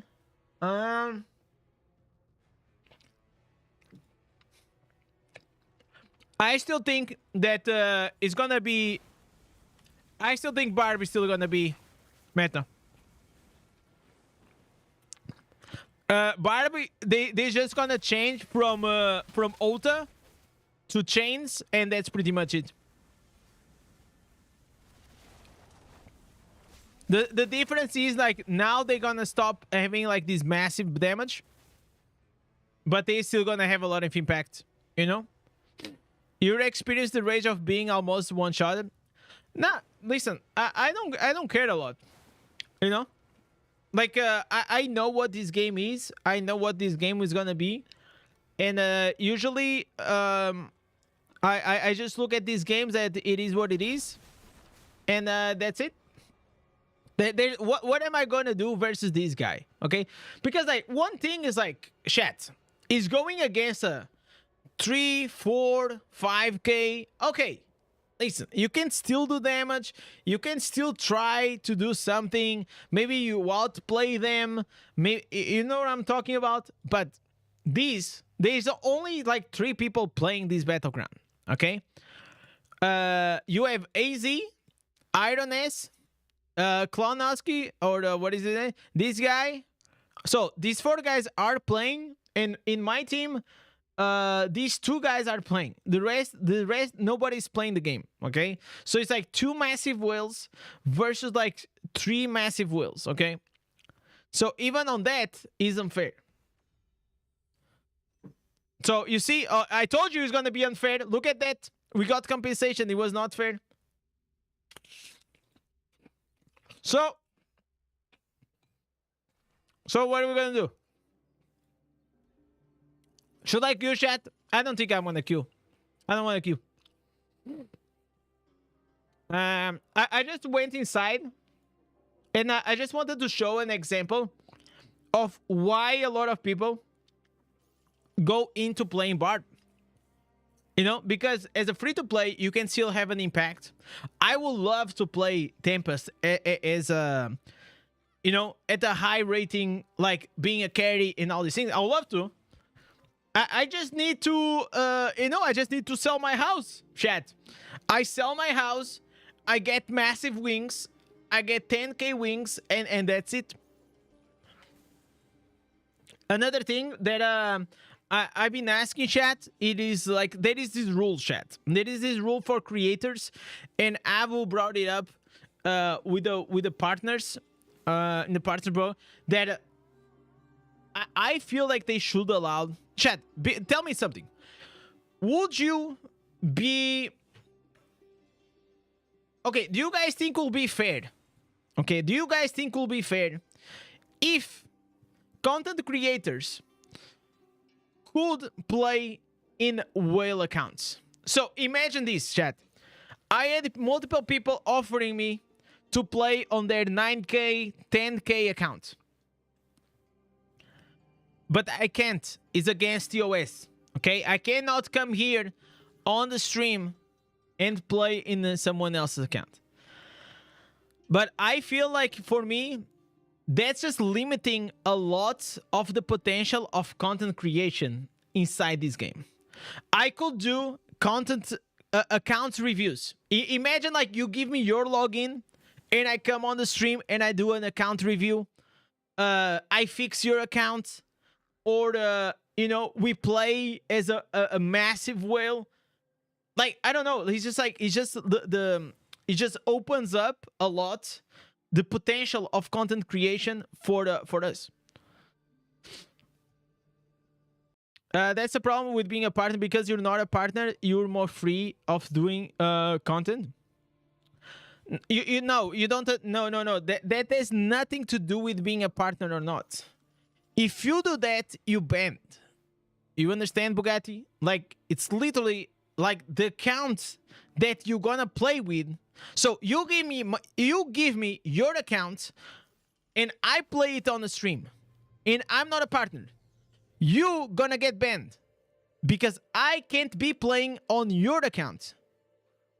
You understand? So I feel like they could create an exception, because like you cannot pilot the other accounts, okay? They call piloting, right? You cannot play in someone else's account. So I feel like my suggestion was like, please allow us to do that. And then we just had like, imagine on the screen, we could do like, I don't know. This is not my account. It's testing purpose. You know, imagine if I had this. Okay, I have this on my screen, and I'm playing with someone else's account. I'm doing an account review. I feel like that will all be completely fine. You know, I think it's clear for everyone. You put the watermark, and then you just can do some fun shit. I agree with you. Genshin Impact content creators done this in their game. Give so much content. I know. I know. I don't watch. I don't play Genshin Impact, but I like, you guys know Tectone. You guys know Tectone. Like he's like a huge gacha streamer. So I used to follow Tectone. Sometimes I still do, but he used to make all these things, account reviews. You have a Doro, like you have multiple guys that they do this thing. Okay, so it just opens up like such a huge, massive, like, and you guys love it. And the thing is, like, you guys love it. Like, I know you guys also like builds, you like guides, but I'm just telling that, man, we need to open up like what we can do. Yo, thank you so much for the sub, Lemmy. We really have to open up. Let me ask you, what's up? I have a question on your last breaker build. You put some one legendary gems in your armor and weapon, and I thought you just put the highest. Oh, because I think the one I put it, the rank 1, it is the 5-star. Is the Bloodsoaked Jade to give me the 10%. I think that's the one. The top 3 free-to-play classes, in my opinion, is Demon Hunter, Barbarian, and Tempest. Why you think Demon Hunter? It is like I feel like if you go with Demon Hunter to fucking BGs as a free-to-play, you're gonna get smashed. You're not gonna do anything in the current meta. That's just my opinion. Even better will be they given the 30 days well account for testing and marketing. I mean, they can also, like, okay, whatever they want to do, just because I was trying to explain also is like, for me to do some testing in some builds, or like, it's just like for fun, man. Like, it's like fun content, man. But I am not gonna spend like fucking what 50,000, 100,000 euros or dollars to fucking get like a 10k account, you know. Like, like if I do it in a legal way, okay? If I do it in a legal way through progressing in the game, I'm not gonna go and do that, okay? I feel though Demon Hunter is a sub DPS in BGs. The class should be behind the front line. Yeah, but the thing is, like, do you rather have a wizard in your backline, or do you rather have a Demon Hunter? You know, for me, I'll take the wizard anytime. Consult ChatGPT lawyer to see if there is a loophole. 10k is nothing. What do you mean 10k is nothing? 10k, 8k secondaries, 100,000 here. That's great. Sorry, I meant because 1-star Berserker Eye, but isn't like something. Let me. I can't understand, and I can't take that doubt here. So please, go to the Discord and ask your question here. Go to the Discord, ask your question here. People will help you out. Put a screenshot, ask the question, and people will help you out. I cannot help you out here without the screenshots and everything. So, chat, we're getting ready. We're getting ready, chat. We're getting ready for this. Chat, this took me a long time. Took me a fucking long time to do this, to prepare this for you guys. A long ass time. So I'm finishing my fruits, and then we're gonna pee, and then I'm gonna do this. So this will go, chat, from free to play to the pay to win, to the heaviest whale. I'm gonna take you guys on the ride.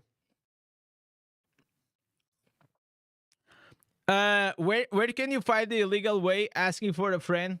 Let me call my dealer, man. I don't know. I don't know those details. I don't care. But and to be honest, Chris, in my opinion, it's a waste of money. I think that if you want to have fun in a video game, you have to buy an account for like 2,000, 3,000, 10,000 euros. I think you need a reality check, brother. You know, I think probably you're playing the wrong game. That's what I'm thinking. Like, there are other games that will have, you're gonna have so much more fun, and like imagine this, like 10,000 euros, chat, is probably gonna give you a lifetime gaming entertainment. Like you can literally just buy a game almost every day for like 10 years and you're not gonna spend like 10,000 euros. Yeah, but you always behind those people who paid. Huh? I'm not behind anyone. What are you talking about? Oh, I'm behind. Oh, okay. I thought you were saying that I'm backing them out. Yeah, of course I am. But I don't give a fuck. You know? I don't care. I don't care, you know? The how I see it, chat, is this. Around my residence, chat. Around my residence, I will fuck smash anyone. Okay? If you go in the lobby with me, you are around my residence and around my secondaries, I'm gonna smash. I know that. So whenever I get into a well matchup where only 3 or 4 players gonna play the battleground, then I'm like, okay, I'm just like a pawn. You know, like chess. You know, like chess. So in the chessboard, right?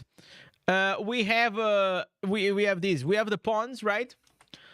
So that's who I am. Like, so this is my selfie chat. I am this guy inside the whale match. Yeah, that's literally how it is. So you got the king. Pretty much you just got the king and pawns. Like the rest doesn't even exist inside this battleground. But I'm not. Listen, I'm not even complaining. I like when I tell you guys that I don't care. I'm being like genuine to you guys. Okay. Of course, I feel the frustration, and I feel the frustration a lot of you. Everyone that goes inside those matches, it is frustrating. Of course, it is. Are you black or white pawns? I mean, do you look at me? Come on. Of course, I'm fucking white. I'm like one of the whitest dudes, man. That you all. I'm like, listen, chat. I am so white that people in school, they used to call me Casper. Okay, so maybe you're too young to know Casper, but that's how white I am. I'm so fucking white that they used to call me Casper. And a lot of people, like, I have a huge problem at getting tan on my face. I can go to the summer. I go to the beach. Listen, my body is fucking tan. I'm fully tan. And then, like, I think I just have, like, lack of melanin. Of course, I get a bit more tan, okay? Of course, I get a bit more tan. But my face and my body is, like, completely different. So, I tried in the past, man. If only the screen light will make me tan. Oh my god, then I'll be... Listen, if only the screen light will make me tan. That'll be amazing. So, there was this time... let me see. World of Warcraft. There was this time in my life, the only time I saw the sunrise was inside the World of Warcraft chat. Was literally this. There was a time in my life, chat. The only sun I saw was this. I never left the house. It was so great, man. I only played WoW. Oh my god. It was so good. I was such a happy kid, bro. I was such a happy kid, man. Literally touch grass moment. I didn't fucking care, man. I just loved it. And I know that a lot of people, they regret those times, that maybe they wasted a lot of time playing games. I don't regret one fucking second, man. Every second that I am gaming or I'm playing, I'm loving it. And when I'm not, I go play something else. If you get kids, you'll spend less time playing Diablo. Oh, of course I will. Unless I make this my full-time job. If we make these our full-time jobs, maybe I'll have... Imagine chat. Playing Diablo is a full-time job. That'll be a dream. Maybe not Diablo, but, you know, like, I know and I'm aware, man. Content creation is a fucking dream, okay? If you make it, it's a fucking dream. You had fun, you made friends. Where's the waste of time? No, no, no. Listen, I had discussions that a lot of people regret playing WoW or any gaming, you know? That sunrise and sunset is beautiful. WoW is beautiful. By the way, chat, I am serious about this. In the next days, we're gonna play hardcore classic WoW. Okay? Literally, chat, I'm not even kidding. Look at here, my Battle.net. Classic WoW in hardcore. I never did it. We're gonna do it in the hardcore. There's the new servers. I'm gonna make a marathon. I'm gonna be streaming a lot of time, chat. And because I did 1 to 60, I played classic, I played Burning Crusade and Wrath of the Lich King, but I never did the hardcore challenge. The hardcore challenge is like this: if you die once, you die. Like, you literally die. Like, there is no. It's like softcore, you die and you can res again. Hardcore, you die. It's like everything. You have to start over. So I want to do a hardcore 1 to level 60 marathon. And I got it, chat. I got it. We're gonna do this, and why we're gonna do this? Because I want to. I like, now there's not a lot to do in Diablo Immortal. It is the perfect time for me to go and cleanse my soul from the pay-to-win games. I need this, chat. I don't care if you're gonna have 10 viewers. I literally don't give a fuck. I need to do this for my sanity, you know? We gotta go and play, because you know what? I also, another thing, chat.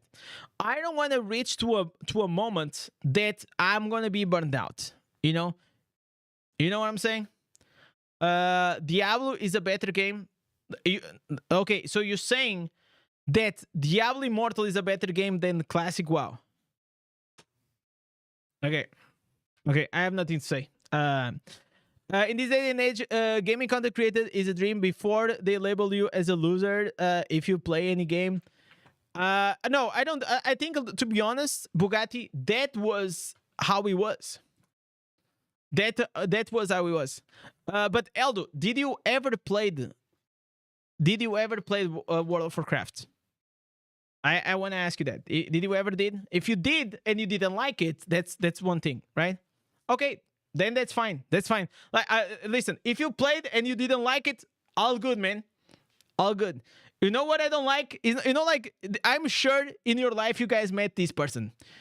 The person that, you know, it's like, do you like sushi? Nah, I don't like raw fish. You know, I don't like raw fish. Never fucking tried sushi. And says didn't like it. Doesn't like it, you know? And then, listen, I had 3 guys on my office. They all said the same thing. Then I took them to eat sushi. All the 3 loved it. But you have to take them to a good sushi. Otherwise, you know. But there are, of course, some people, they don't like sushi. But it's like the stereotype. Grammy saying, I thought everyone in Portugal, cool 10 shows what I know. No. Most people know can 10. I can't on my face, you know. During the WoW times, I was playing Lineage 2. I never played that. To be honest, chat, I think that World of Warcraft fucking spoiled me. Spoiled me in the wrong way. I never played any other game better than World of Warcraft. And I played a bunch of them afterwards. I'm not saying like they are not better games, okay? Like Elden Ring or whatever. Okay, I'm not saying that they are not better games. I'm saying that no game that I played, okay, made me feel like, you know, World of Warcraft made me feel like when I played. It's just a great game. In my opinion, like, it's a MMO. I love MMOs, and that's how it is. I also love Diablo 4, by the way. I love Diablo 4. I love Path of Exile. We might play Path of Exile 2 as well. But here, we're just going to play a few days and try to get 60. Will you buy the early access to PO2? I'm considering. Have you tried Lost Ark? I didn't. And the reason why I did not is because I was almost certain that it's going to end up into a pay-to-win game. And I didn't want that. but the game looks freaking cool.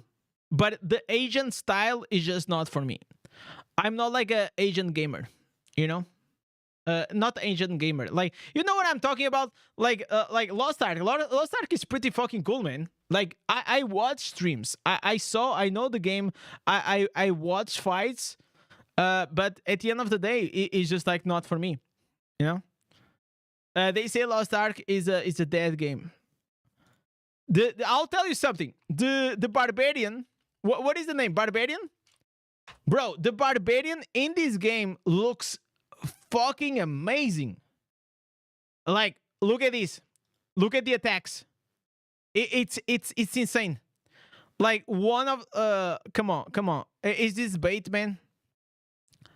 Come on, use the skills. Is Barbarian? Oh, Berserker. You're right. Berserker looks fucking insane. Lost Ark. What is happening? Why I cannot type? Lost Ark. You also have Gun Lancer. Is very cool. Gameplay. Just gameplay. Main best one. Maybe like for me, when I look at this, I just think it looks fucking amazing. Like, big fucking sword. Like, look at this shit. This is what we need in Diablo 4. In Diablo Immortal. Look at the size of this sword, man. This is what... oh my god. This is what I need. Oh! Okay. This feels fantastic. I'm telling you. And now I think it's even more crazy, right? Like, look, like, man, the animations are just nutty. This is like in the beta version. So this is like a few years back. I think now there are like more things, more spells, right?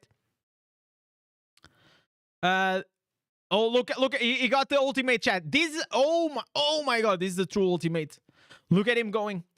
He has the lesser. He also has like Whirlwind. Okay, I'll tell you, like, the game visually, it feels very fun. This feels like a fun game to play. Like, I look at these and say, okay, I'm gonna, I could see myself having fun. But I think like the pay to win aspect definitely turned me off a bit. And then, like, listen, I am not supposed to be playing Diablo Immortal, by the way. Okay?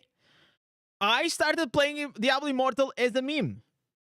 I like, literally, one day I was bored because I was playing like Diablo 4, right? And the season ended and I didn't know what to do, what to play, right? Path of Exile season was also at the end. So there was like this very this boredom time. Okay, I didn't know what to play. And then I saw this tab and there was a freaking Blood Knight here. The Blood Knight was here. And I was like, you know what? Let me go and try this shitty game. Let me go and try this. Let me try this. You play Diablo 4 and Wonder Reborn? No. Diablo 4, it is so much better now. It is so much better. Like, season 1, I think I played a lot because you know, it was like, it was okay. It was okay. Then I played like season 2 a bit, and I played season 3. I played a lot of season 3. Then I played season 4. I didn't play season 5 though. And in here, I played the expansion a bit. The game is getting better. Okay, I'll tell you why Diablo 4 is getting better. Because they are listening to the fucking community, man. Diablo 4 is fun with friends. I don't think you need friends to play, to enjoy Diablo Immortal. To enjoy. I actually feel like Diablo 4, it is very enjoyable as just a gamer. Like, I don't think the Diablo 4 you need friends at all. But also, it is a very different type of game. It's a game that you play for 1 week and you're done. You play Path of Exile for 1 week and you're done. You don't have FOMO. There is no FOMO. There is no events that you have to keep logging in. There's none of this bullshit, okay? It's like you join, you create a character, you have fun. When you're done, you're done. You know, like you go out and you come back. So, chat, I want to wash my hands and we're going to start this. We're going to start.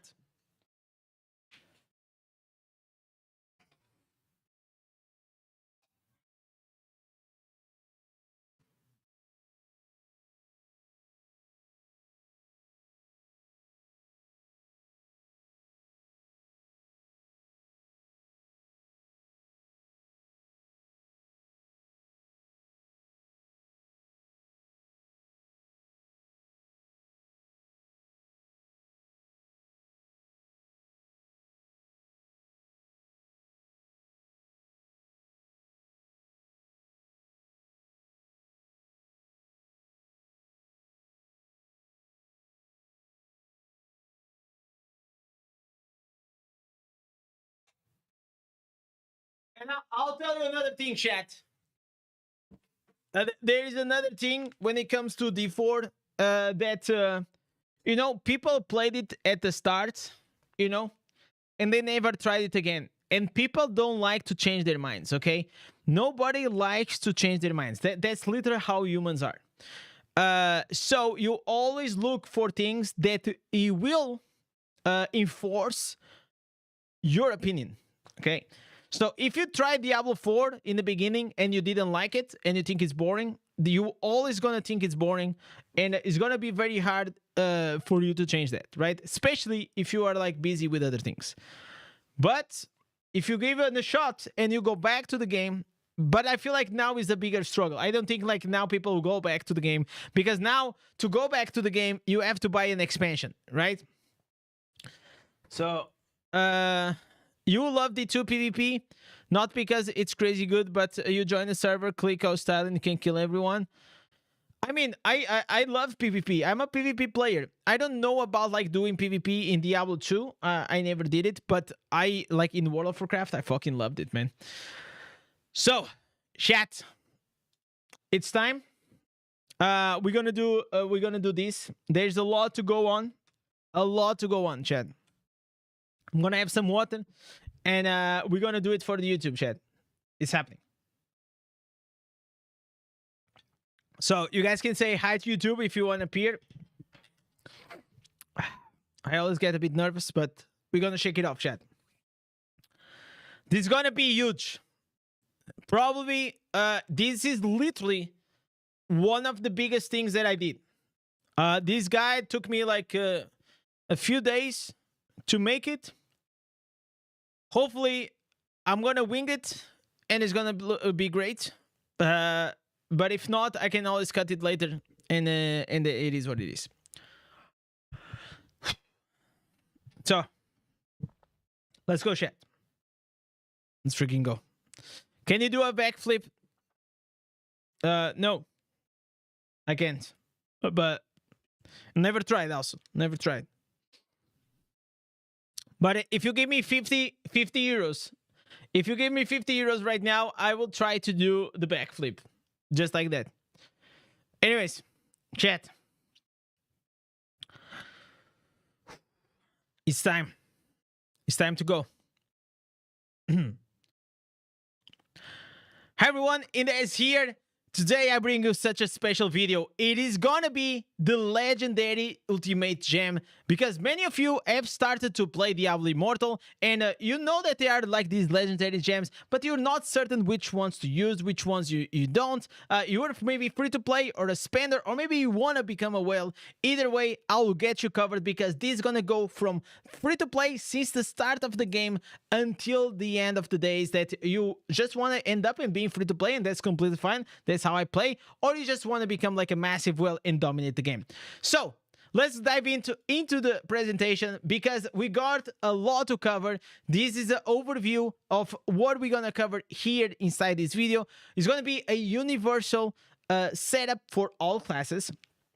It's gonna be non-specific for certain builds. So like, for example, the summons. So here we're not gonna cover that. Is overall for all classes, all specs. So if you want to go with something a bit more niche, then maybe you will have to go and change a few gems. But if you got this like this, you're gonna do perfectly well in almost every class and almost every spec.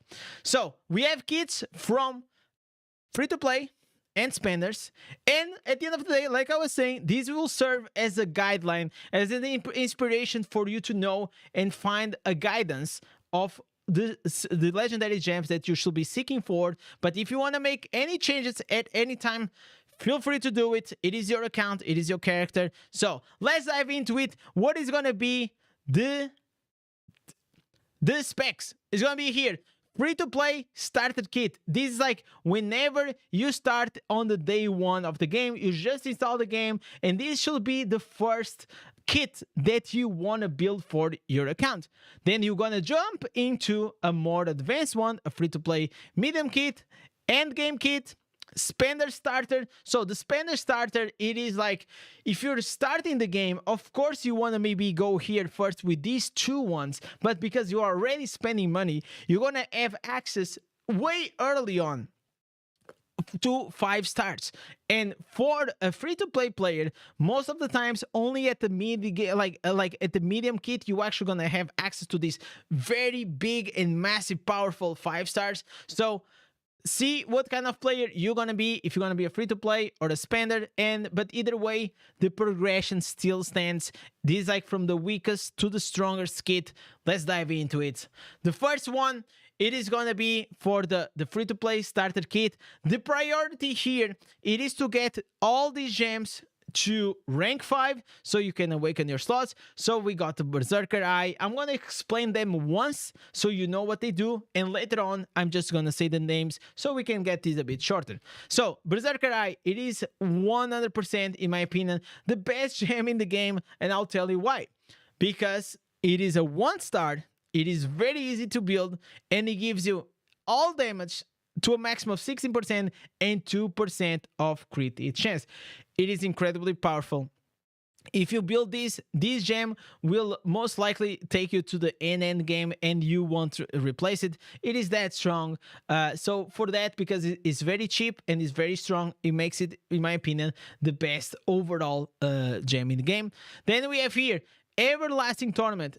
Pretty much whenever you do a critical hit strike, it's gonna apply a dot on the target, which is gonna be very good for you. Also, it's gonna increase your attack speed by 6%, which is also nice.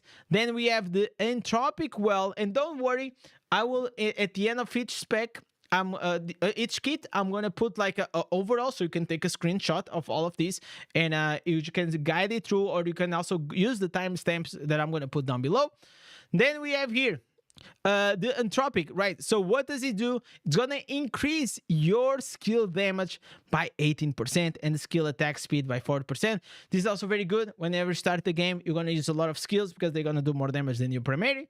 Then we have here also Blast Pebble. This one, pretty much in this game, you're gonna have buffs. So imagine it's gonna give you more attack speed or more increased damage. So pretty much whenever you use this 1-star, is gonna increase the duration of those beneficial effects on you, so which means that it's gonna extend the duration of the buff. So let's imagine you have a buff for 10 seconds. If you have 10% more increase, instead of 10 seconds, it's gonna extend to 11 seconds. It's more or less like this. A beneficial effect duration is very important on this game, and at the end game you should want to stack this beneficial effect duration. Even though you're not gonna use these, you're gonna have other ways to access the beneficial effect duration.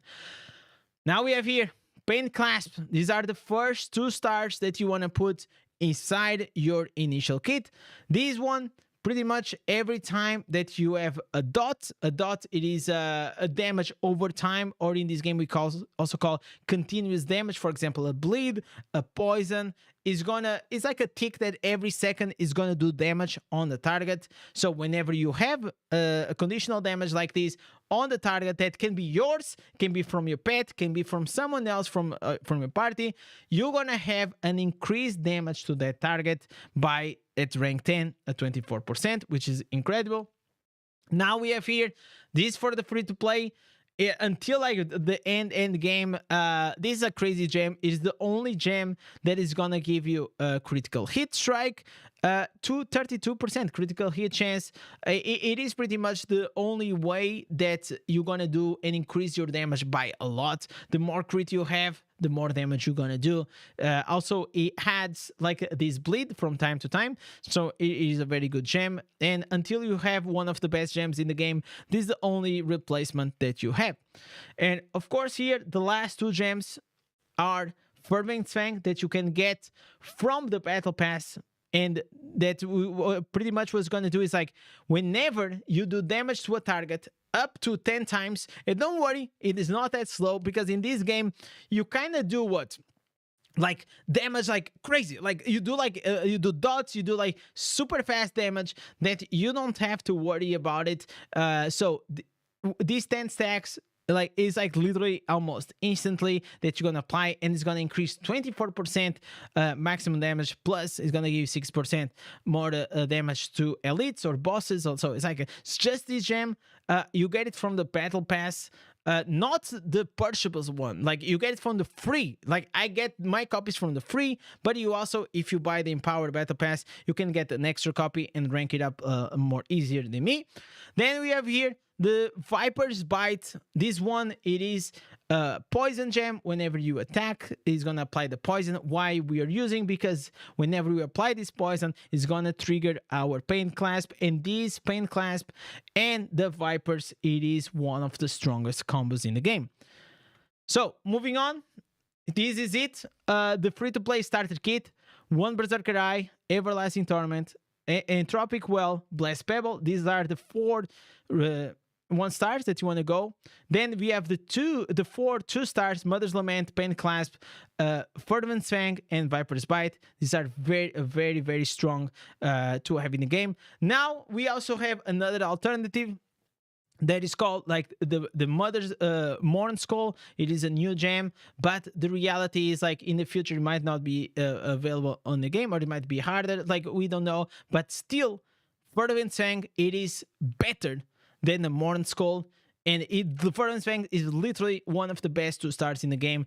And as a free-to-play low spender, you're not gonna have a lot of chances to build a lot of 5 stars, as you're gonna see. Each 5 star is gonna take you like 1 year, maybe even more or less, depends like if you're like really lucky with your platinum or if you have alts on this thing. So there's a lot of conditions, but as a normal player playing casually to hardcore, you just want to aim for like 1 or 2 5 stars, and that's gonna be fine for you. Now we have here the example that I give is that you want to aim for having, like I said in the beginning, rank 5 in all your 1 stars and 2 stars first, because the objective is going to be to awaken your slots. I also have videos about what is like these awaken slots. Pretty much it's going to give you extra damage or extra cooldown reduction on your instance, but that's for another video. You guys will understand what it's like. Now we have, moving forward to the medium. So that's like from beginning of the game to early late game, and now you're pretty much at late game, and you're trying to start to build your full is a middle ground, because another thing that happens like is very hard and it takes a lot of time to build up this resonance and to rank up these gems. So you might have to sacrifice a few things, and don't worry, nothing it is wasted. All the investment that you do will always convert into gem power, so don't worry about that. Just try to follow like this guide, and you're gonna do great. You're gonna scale up, you're gonna do a lot of damage, and that's what we want. So here we go. For the medium kit, we have the Berserker Eye and the Everlasting. So if you notice, we are taking off 2 of the 1 stars, the Blessed Pebble and the Entropic Eye, because at this stage of the game, you're most likely not gonna need these 2, and we're gonna add 2 more new gems. So Pain Clasp, then Fervent Fang, Viper's Bite, and the Mother's Lament. You already saw, you already have these ones. So these are the 2 new ones that I feel that you go and put in your new kit. So you replace Pebbles, and you replace the Entropic Well, and you add the Morn Skull. The Morn Skull, it is the new gem. This is like so overpowered. Like this gem, it is so good, because it's gonna give you a buff that is gonna stack. So whenever it stacks, this if this was like rank 10, it's gonna be like 16% damage with 1 stack, and it can go up to a 36% increased damage, 36%, whenever you have to be like slightly near the target, or it's not like you don't have to be like that near. You don't need to be melee, you just need to have like a bit of range, and you're gonna have this AoE, and whenever this AoE ability, like it's gonna be like the Lich King from the World of Warcraft, which is really cool, attacks and throws this spirit and hits a target, So if you hit it for 3 times, it's gonna each hit is gonna give you a stack. So it's really cool, especially if you're playing melee or the mid-range classes. Also works for range class if you're a wizard or anything like that. It's just like you have to, like, even when you're playing wizard or demon hunter, it's not like you're always like back there in the back line. You also sometimes go next to them, and when the gem procs, the gem is a thing that is very cool, that it only procs, and the majority of the gems, they only proc the buff whenever you attack and you enter in attack. So whenever you do the first attack, all your gems, all your buffs is gonna come out, and that's what we call the burst damage. So you have like a 5 to 10 seconds window that you're gonna do like crazy amounts of damage because all your buffs are on, and it's pretty cool. And of course, we're gonna add our first 5-star. This gem, Bloodsoaked Jade, in my opinion, it is the best 5-star in the game because it adds again all damage to you, but more important, it is actually unironically it adds the movement speed. The movement speed in this game, it is, in my opinion, the most important stat, because there is no mounts, so you cannot go on your horse, or I mean, you can go with the Crusader, but you will need to have your passive movement speed. You're gonna go walk most of the times around the world, and even when you are on the horse, or you have like your sprint, or whatever is the ability of movement speed that you have on your class, we are talking, those are movement speed buffs that can go only to a maximum of 50%.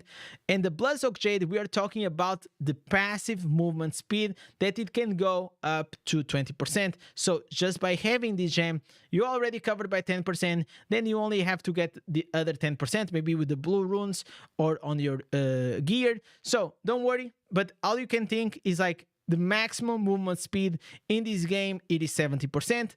20 from passive movement speed, and 50 from active movement speed. So if you have your Turlic Pearls, your first Turlic Pearls, it should go for this gem. This is the first one, unless you're really lucky, you're a lucky dude, or you just spend some money and you got a Bloodsoaked Jade, or you got enough plat to go into the auction house and buy one. In the beginning of the game, you only need 1 copy, and you are pretty much set. You are set for a while because, again, you are just looking for the movement speed. So we move forward here. This is the overall view. Berserker Eye, Everlasting Tournament. This is going to be your 2 1-stars that we exchange from having 4. And now we have 5 2-stars and 1 5-star. So you want to go with your 1-stars here to rank 8, with your 2-stars to rank 6, and try to push your rank, your 5-star to rank 3 if you can. So this should be more or less the goals, and by then you almost gonna be starting to doing like some PvP, some battlegrounds. So if you're lucky, you also can replace a Spiteful Blood, which is a defensive gem. It is a really good one. You just need it at rank 1. It's also very cheap on the auction house, but again, if you're free to play, I actually don't advise you to go and buy, only if it drops you in the Elder Rift. Otherwise, don't go for it. So this is the kit. Very good. Go for it. And now we are talking about the end game. As I said to you, well, Berserker Eye is that strong. even at like a late stage, I'm not even here, okay? Like I'm not even here. I already have these gems, but the ranks are still lacking. But Berserker Eye is just like that strong. Like you're gonna do a lot of damage, especially in PvE. It can also be used in PvP, but most of the times you want to replace this one for something else. Maybe now by here, because you are replacing the Everlasting Tournament with a new gem that I'm going to show you. When you go to PvP, replace the Berserker Eye with the Everlasting Tournament. And then we have the Viper's Bite with the Panic Blast. Again, this crazy combo, it is really good. Then we have the Furrigan's Fang. We have the Mother's Lament. We have the Morn Skull. Like, these just like crazy combos, man. The crazy multipliers. If you start making the math of all these multipliers, you're going to do crazy amounts of damage. Like, trust me, it's just going to be wild. Then you have here, free to play end game kit. These are the last 2 gems. This is gonna be the only 2 stars that you should be focusing as a free-to-play or a low spender.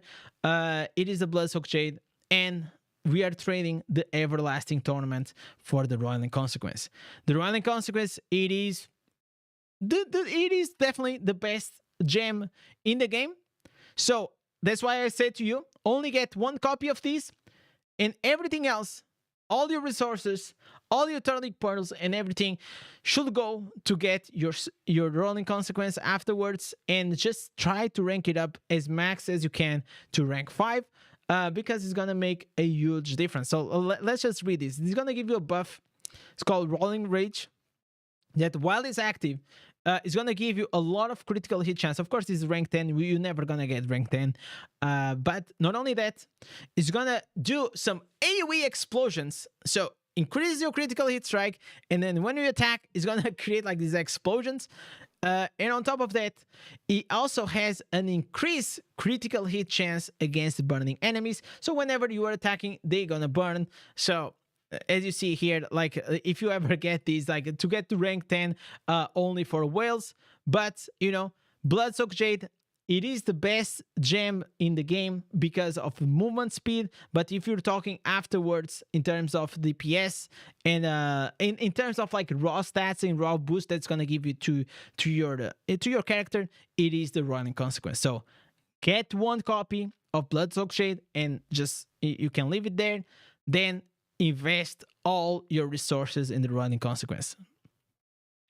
So, free to play and kit: Berserker Eye, Mother's Lament, Pain Class, Viper's Bite, Fervent Fang, Morn Skull, Roiling Consequence, and Bloodsoaked Jade. So this is the combo. This is the kit that, in my opinion, if you're a free to play, I mean, it is very doable.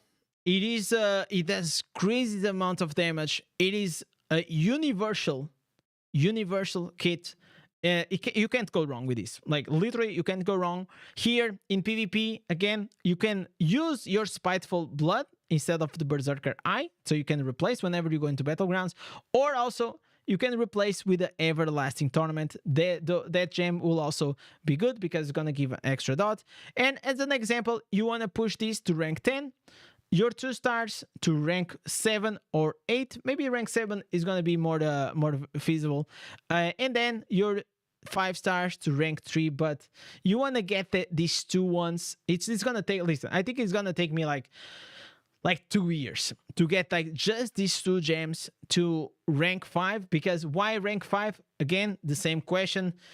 In the beginning, it's like you want to get all your gems to rank 5 because you want to awaken your slots, because the awakened powers are too OP. Why they are overpowered? Because they are not nerfed inside the battlegrounds, so they give you 10%, some up to 30% cooldown reduction in certain key skills, or they can give you like 20 or 30% increased damage on your skills, and that makes a huge difference. So this is what you should be aiming for, and you cannot go wrong with that.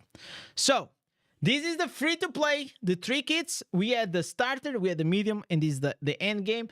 I am here after 7 months of doing everything like very mid-max. I already got these gems, but the ranks are not even close to that. So the next year, most likely, I'm just gonna be working on increasing the ranks of my setup. So whenever you increase the ranks, you're going to do more damage because the percentage is going to go higher, and everything on your character will just keep scaling.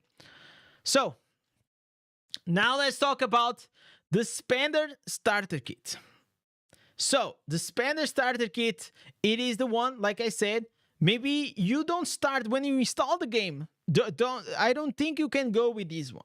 This is more or less after maybe you playing the game for the 1 month or 2 months, and you're like, okay, I really like the game, I really enjoy the game, and I'm ready to maybe invest some money.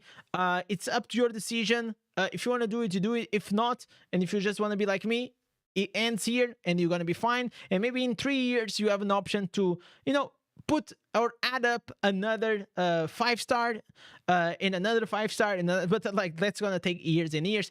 So I don't even know if I'm gonna be here by then. So if you want to rush your progression into the game, there's only one way, you know, or you wait time or you spend money. It's the same thing in all these games, mobile games. That's just how it is.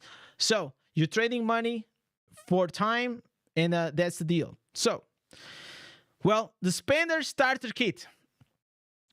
Berserker Eye, increasing your damage and doing crit. Viper's Bite, Pain Clasp, Fervent Fang, Mother's Lament, Morn Skull, Bloodsoaked Jade, and Rolling Consequence. So if you see, this is very similar to the last free-to-play kit that I gave you. But that's how it's going to be. But here, the difference are mainly on the ranks. So because you're going to have a lot more gems with you, you're going to have a lot more copies, you're going to have a lot more gem power because you're spending money to get like this crest, this Elder crest, the legendary crest that whenever you go to inside the Elder Rift, is going to give you all the gems. So because you're going to have more copies than me, you're going to be able to rush like much further. So as a first Spender starter kit, pretty much you just want to rush into something like this. Go always for the rank 5. Put your 1 stars and 2 stars at rank 5. And the 5 stars, probably if you can get it to rank 3, it is fine. And then again, we're going to start moving forward with the game and replacing 1 stars and 2 stars with stronger 5 stars, and that's the progression we're gonna go. So this is like we are starting to get inside like the whale category. Maybe like maybe dolphin. Maybe we're talking about the dolphin. So this is the dolphin territory. Spender medium kit. Okay, we have Morn Skull, Viper's Bite, Pain Clasp. Strong, very, very strong combo. Mother's Lament, Bloodsoaked Jade, and Rolling Consequence. You already know this. You got it from the other kit.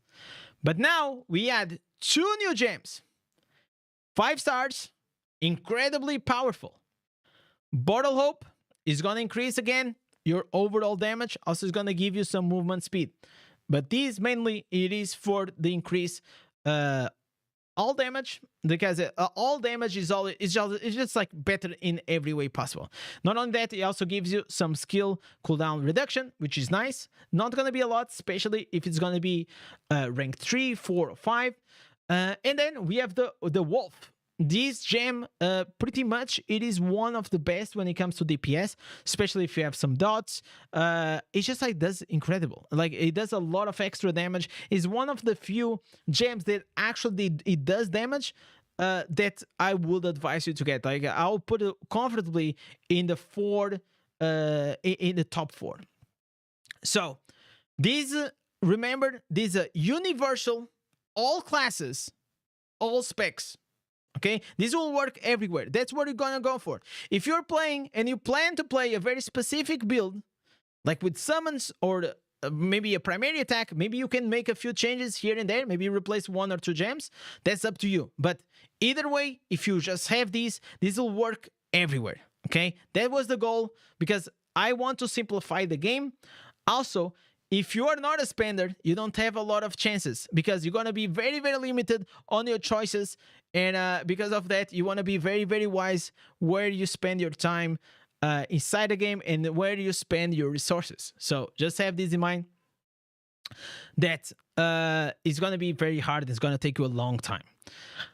So the last one is going to be Wolf. Every time that you attack, you're going to have a buff. And every time you do 5 times damage, remember, in this game, 5 times damage is very, very quick. You're going to get extra stack damage, extra stack damage, extra stack damage. Not only that, it's going to increase your attack speed and your allies around you. So really, really cool gem. I really, really like it.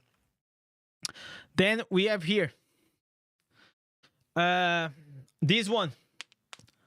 Spender medium kit. Spender medium kit. Now we got rid for the first time. We're not using here, you know, the 1 stars, because we are in the medium level of the spender. And we have Mother's Lament, Pain Clasp, Viper's Bite, and Morn Skull. There is a way that people can go, for example, with the Fervent Fang instead of Viper's Bite. The reason why I'm not putting the Fervent Fang, it is because if you plan to have all your gems in a shorter period of time, because you're investing a lot of money, in a short period of time, you want to have your kit full of 5 stars. Not even a single, like 2-star. Like, you don't want to invest your resources on the battle pass on these 2-star. Fergen's Fang is incredibly strong, but if you want to be a heavy spender, you probably don't want to invest on the Fergen's Fang, and you want to take instead the Turtleic Pearls. So for spenders, take the Turtleic Pearls. For free-to-play, even low spenders, in my opinion, take the Fergen's Fang. So, for the 4 or 5 stars here, Wolf, Bottle Hope, Roiling Consequence, and Bloodsoaked Jade. This is very incredible. This is a very, very strong combo. This will work everywhere. So, here, the only changes you're going to make, it is you use your Spiteful Blood and you remove your Mother's Lament. Why your Mother's Lament? Well, because in PvP, Mother's Lament, it isn't the greatest gem. It's gonna give you crit, but it doesn't work with like these 2 pieces Vitus set. There's a few things that, you know, doesn't make it like the best gem. And you have a chance to replace with something better. Not only that, because you're a spender, you got the Rolling Consequence. So the Rolling Consequence got you covered when it comes to the critical hit chance. So here, what you want to aim at this stage is maybe, you know, bring the 2 stars to rank 7, 8, maybe 10, you know, and then you just try to push your core 5 stars to rank 5. Remember, very important to always try to have most of your slots awaken. Now we have here another one. This is like what I think so this is gonna be this is a mistake.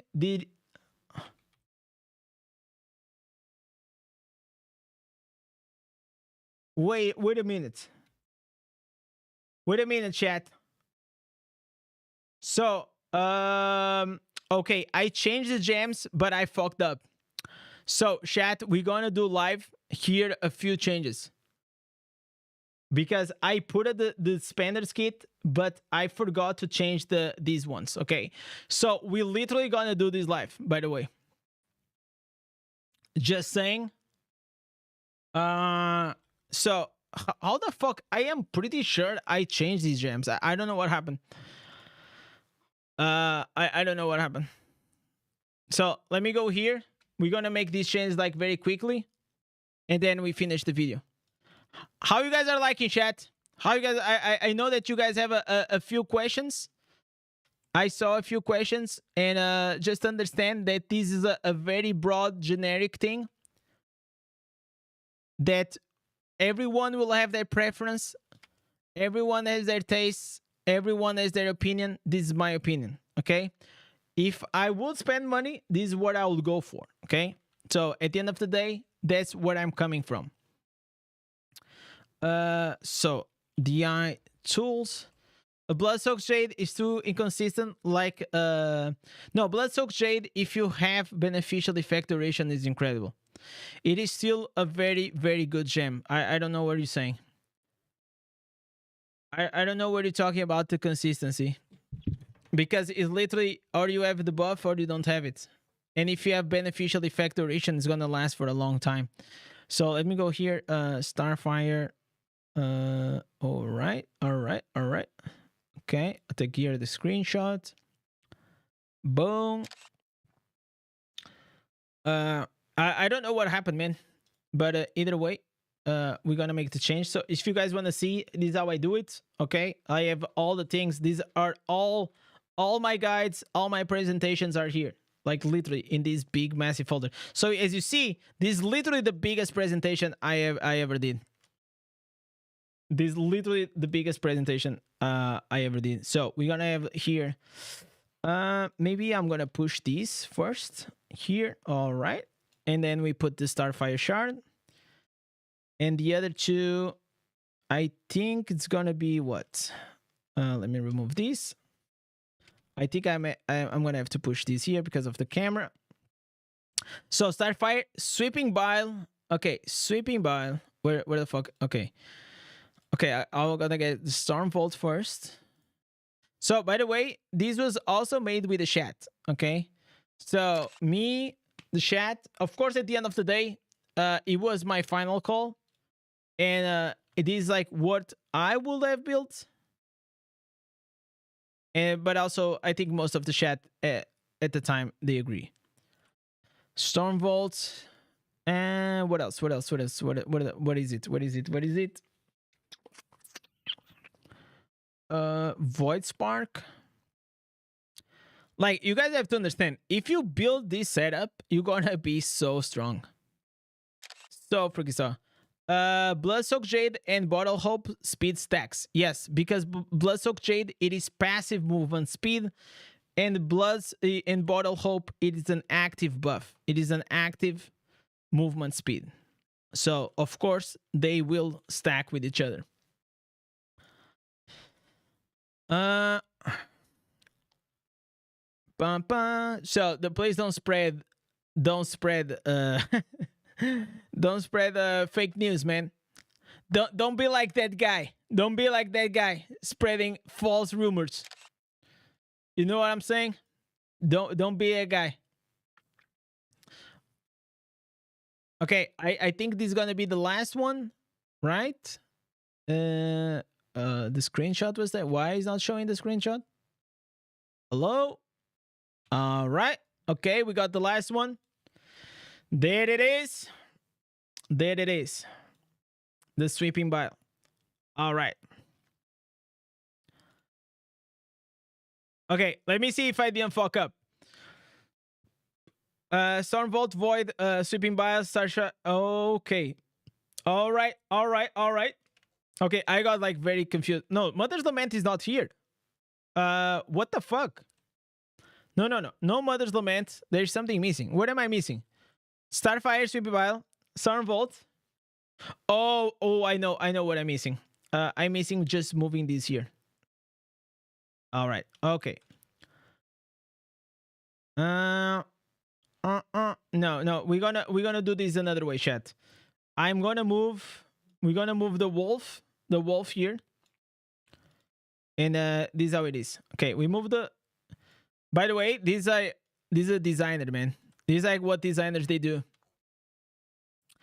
All right, chat. I guess now it's gonna be perfect.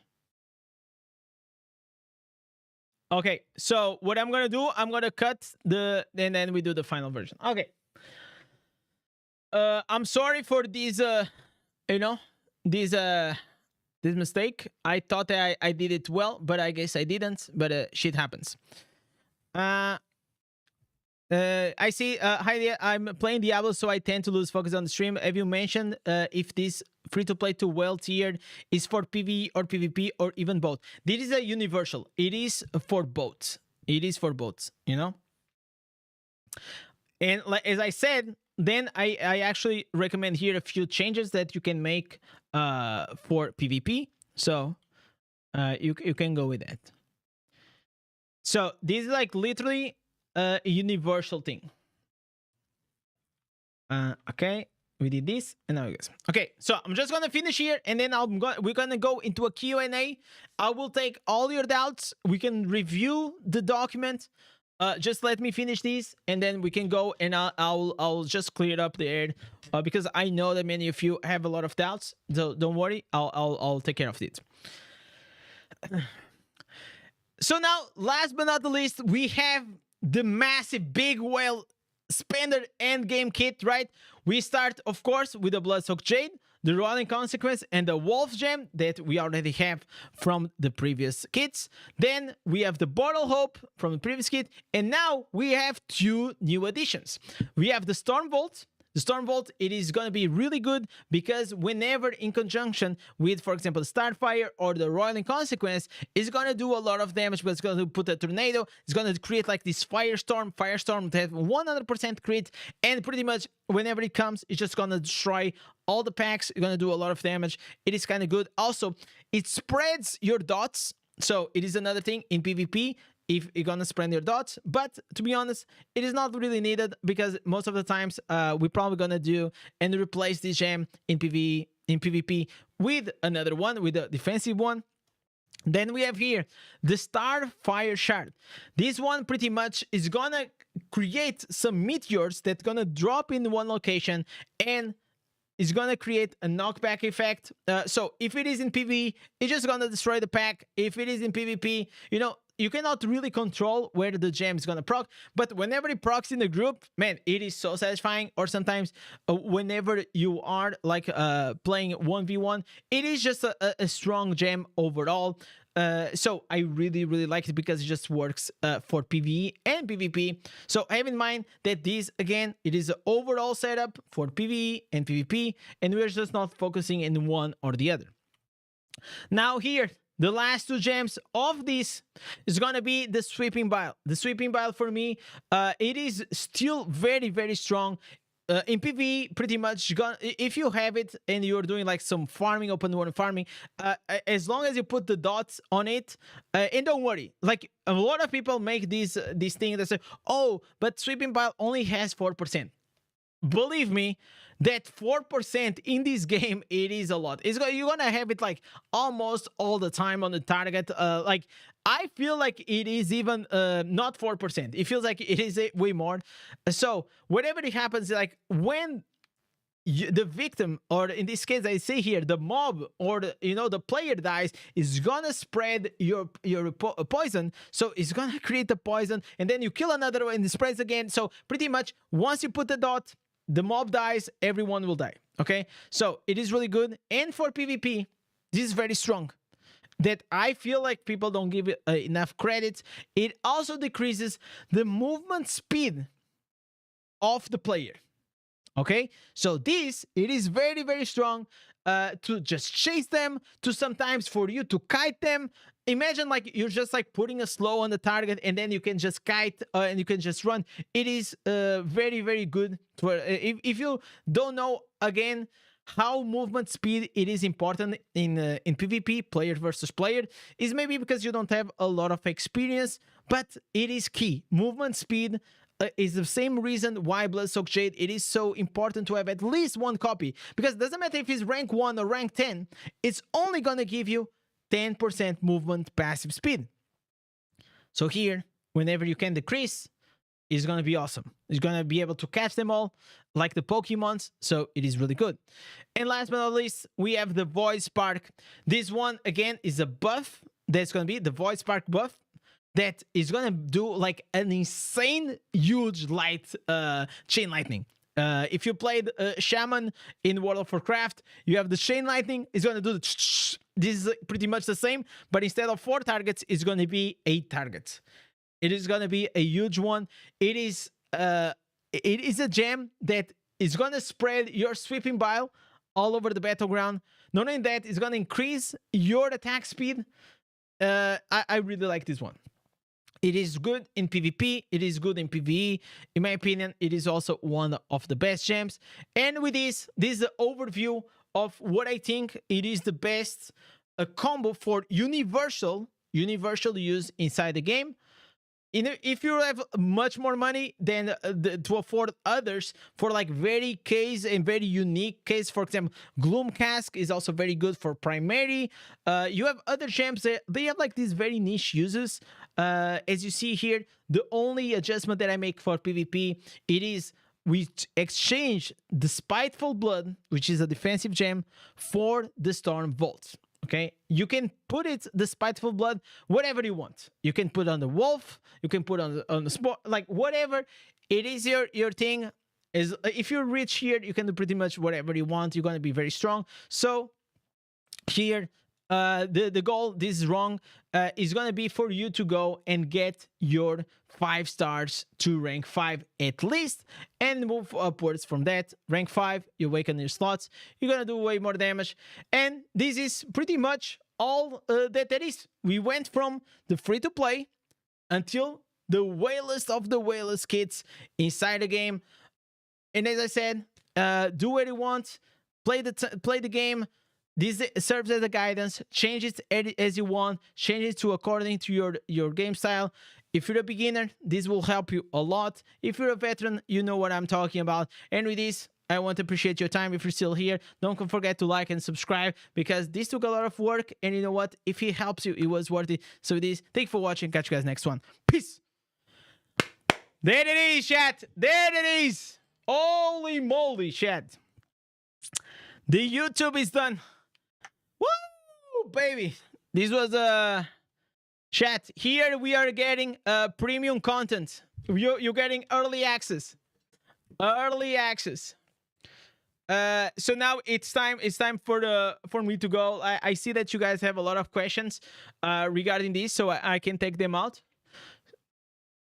So let me take some water. This was a lot. This was a lot.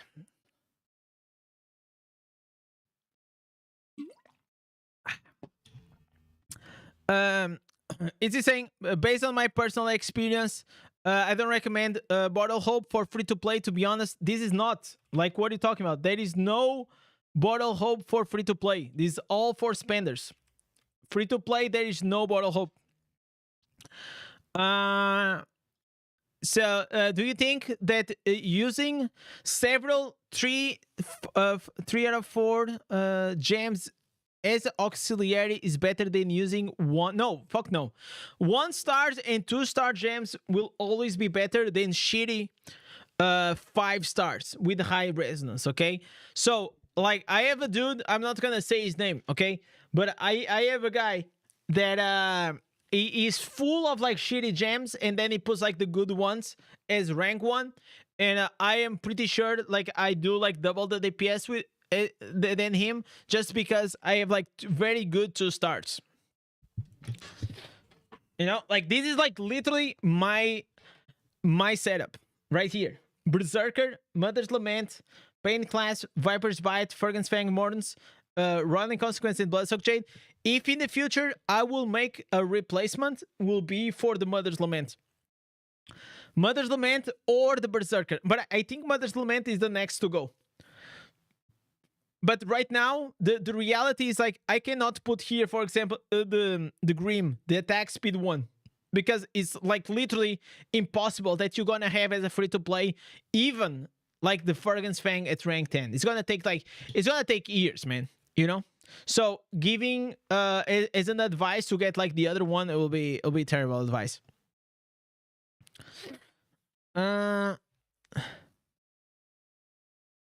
Cisco, better check Bloodsock Jade again, bro. If movement stacks, the movement speed they stack, bro.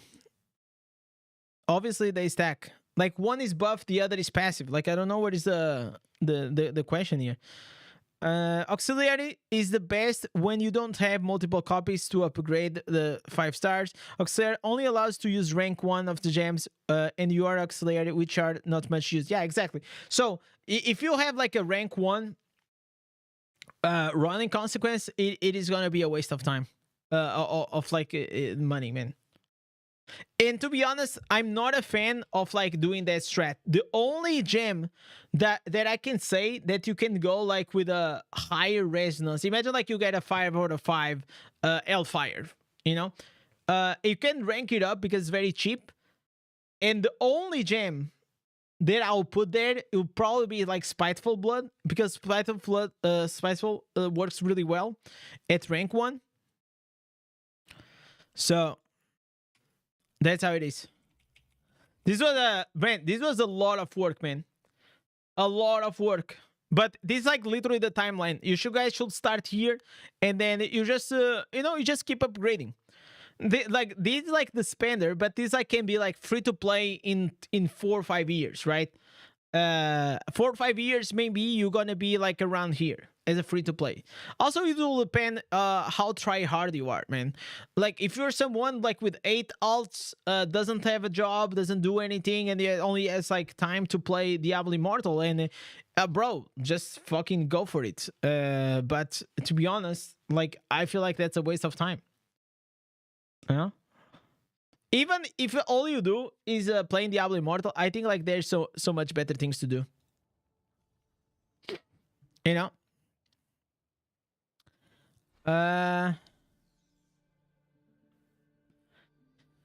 Cisco, if you're saying Bloodsock Jade movement speed is active buff, then why also it doesn't stack with the rat skill or sprint. Both are buff skills.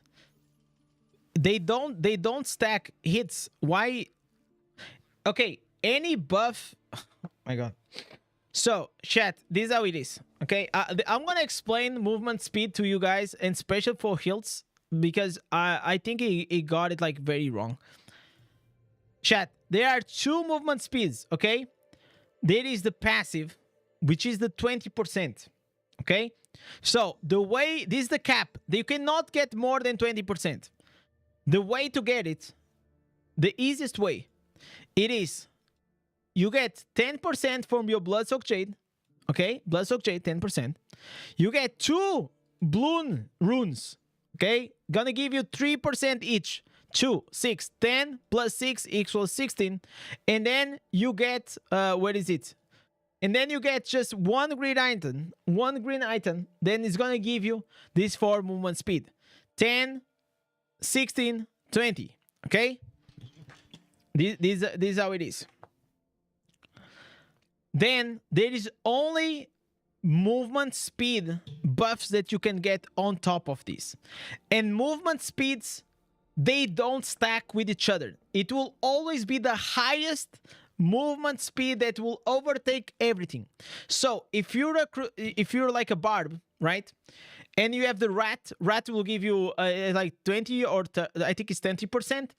But if you're using rat and sprint will overtake everything, and only the sprint, the 50%, will be allowed. Okay? So the movement speeds buffs, they don't stack on top of each other. All they do is they will always take the value of the highest one.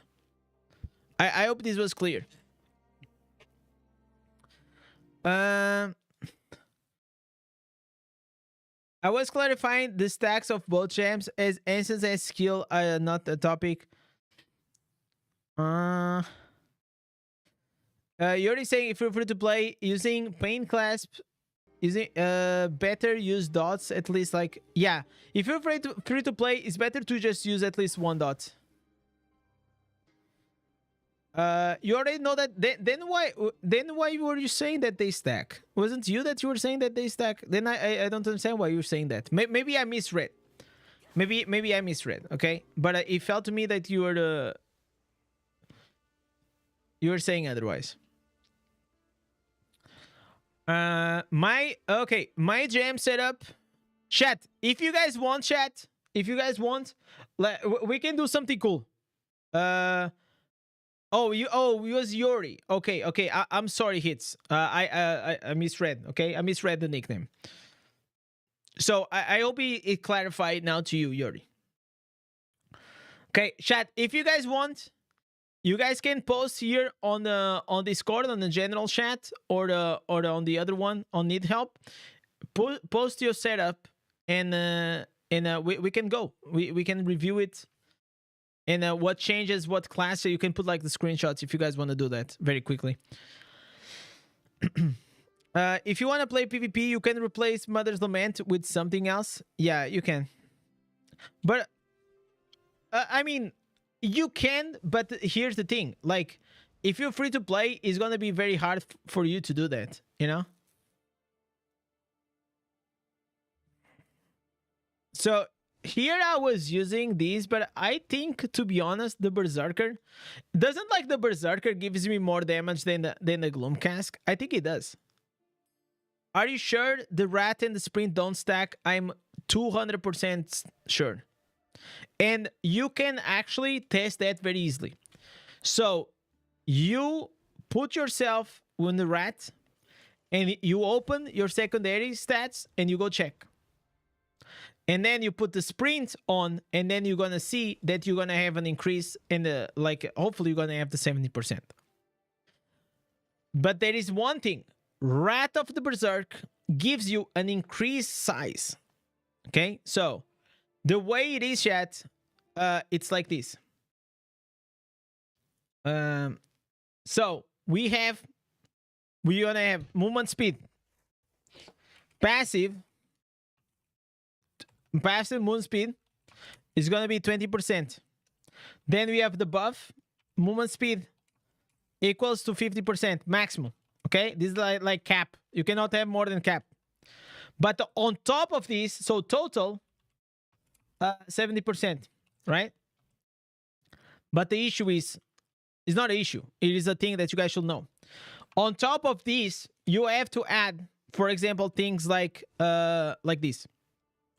So if you go to your warband, you're gonna have on the management, you're gonna have here 15% increased damage, increased size. So this size is gonna be multiplied. Oh my god. Multiply by 1.15%. Okay, and this is gonna give me what, chat? How much is gonna give me? Let me get the calculator. Okay, so this I know that someone already made this math. I already forgot. So this multiplies by 1.11. Okay, so now we have 80.5%. Okay, now you got 80.5%. And now you add on top of this, you're gonna go to your Paragon. These are literally, how can you be max speed, chat? You go to your Paragon, and then you put all these things. The right side of the Brawler.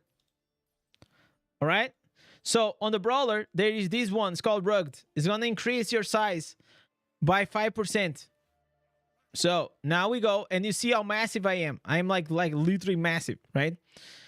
So now we go here. We go back to the calculator, and we're gonna multiply the 80.5 by 1.05. Okay, the 5%. Now it gives us a total. Okay, let me go here. 1 point. So this is, I'm gonna put here Brawler. Okay, Brawler. And this one here, it is from Shepherd's Warband. Okay, so here this is gonna give us a total of 84.5. Okay, let's just round it up. Okay, but you even have another thing that is called the Wrath of the Berserk. Okay, so the Wrath of the Berserk is gonna even increase more your size, but I don't know what is the value. I don't know for sure what is the value that's gonna add, but because when you go into Berserk, you get even bigger, and that's how we can actually get like barbarians. They are literally the fastest class. It's because they multiply by 3. Like the size, right? So I'm not sure, but it's just for science, okay? Let's say that it is a 0.5% increase, okay? So now we go here, and on top of the 84.5, we're gonna do again another increase, and pretty much Barbarian can go up to 88.75%.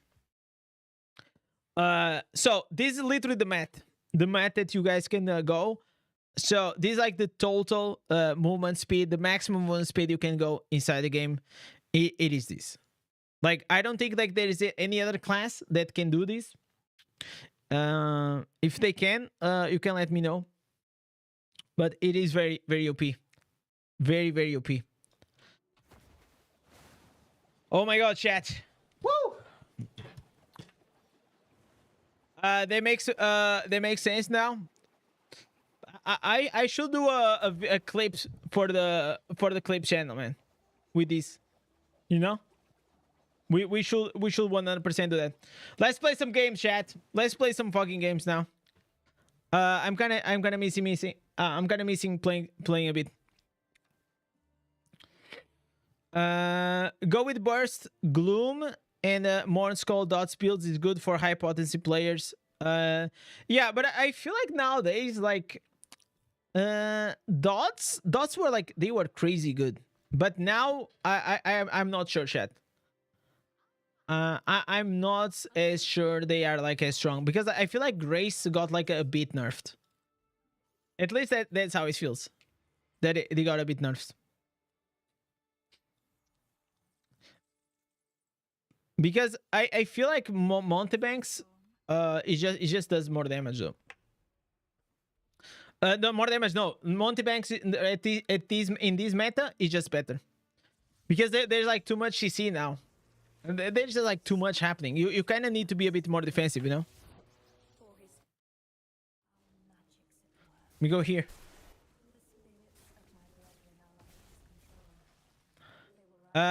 Grace was shadow nerf. I believe so. I believe so. Like in Inferno 2, Grace was so OP. Like literally super OP. I'm sure I was not the only one abusing it. Like right now, it doesn't feel that way. Because I used it on my Barb. You guys remember, I used to preach all the time to go 4 pieces Grace, no matter what. PvP, PvE, you know, like everything. Agree, something changed on Grace. Yeah, I think something. I don't know what it was. I think like something. I don't know if he's not triggered as much or it's like the damage like he's not. I don't know. Something is happening. Thank you, bro, for clarifying about the movement speed. I think many players also are still confused about it. Yeah. Also, I feel like there is no real video. Maybe there is, but I never found like a good one. I just learned along the way. I think I learned it like on Reddit, like on a very, very random post. It didn't trigger that much. I thought Grace procs every 5 hits, but I don't know. It's not appearing as much. Yeah, right. Like I'm sure I'm not the only one noticing, and that's what I think like is shady when it comes like to Blizzard. Is like so many things are hidden nerfs, and it gets me like so annoyed. Like I'm sure I'm not the only one. Like we had like the runes, they got nerfed. Like so many things gets nerfed, and we have no idea. Like literally no idea.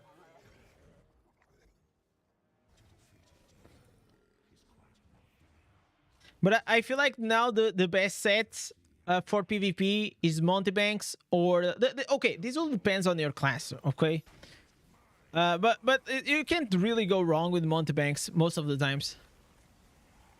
Montebanks, four pieces banquets also got like a bit out of meta, right?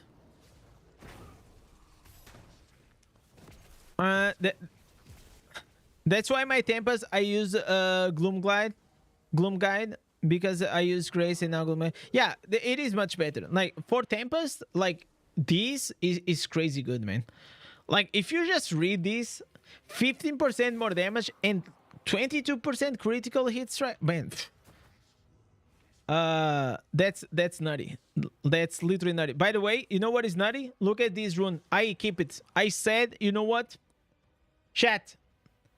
I said, you know what? I'm not gonna sell this for 20k.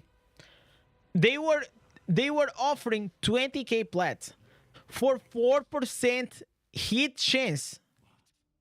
Man, there is no way this is worth 20k plat. Man, I couldn't justify selling it. It's just like too good. It's just too good. I just couldn't justify it, man. So I just said to myself, you know what? Just take it. Just take it. And I got a big buff on my crit though. Like I got 16. And you know what? I'm not even using almost any crit on my weapons because I've been so unlucky. All my weapons are kind of dog shit. Like only one weapon has critical hit chance, and I think my shoulders. And besides that, everything else it doesn't have crits. So I should get critical hit strike. By the way, it's just like I've been extremely unlucky when it comes to gear. Keep the zoo. You did the writing. I think I did. It was just like too cheap. So, chat. I think this was a really fun stream. I may be chill a bit, but I think will be time for me to go. I hope you guys have a good day, a good evening, or a good afternoon. We did a lot. We came clutch, and now we got some more work to do, chat. We got some more work to do. So I want to say a special thank to Icy and Paul that came clutch today with the donos. I never forget, and of course to all of you that are here. You guys are the legend. Let's just keep getting the channel. So with this, I hope you guys liked it. Chacha, oh, he's still here. Thank you guys so much. I really, really appreciate you. Now I'm gonna go do some work. I hope you guys have some lovely weekend. Go spend some time in game with your family, whatever you are. So thank you for watching. Catch you guys next one. Peace.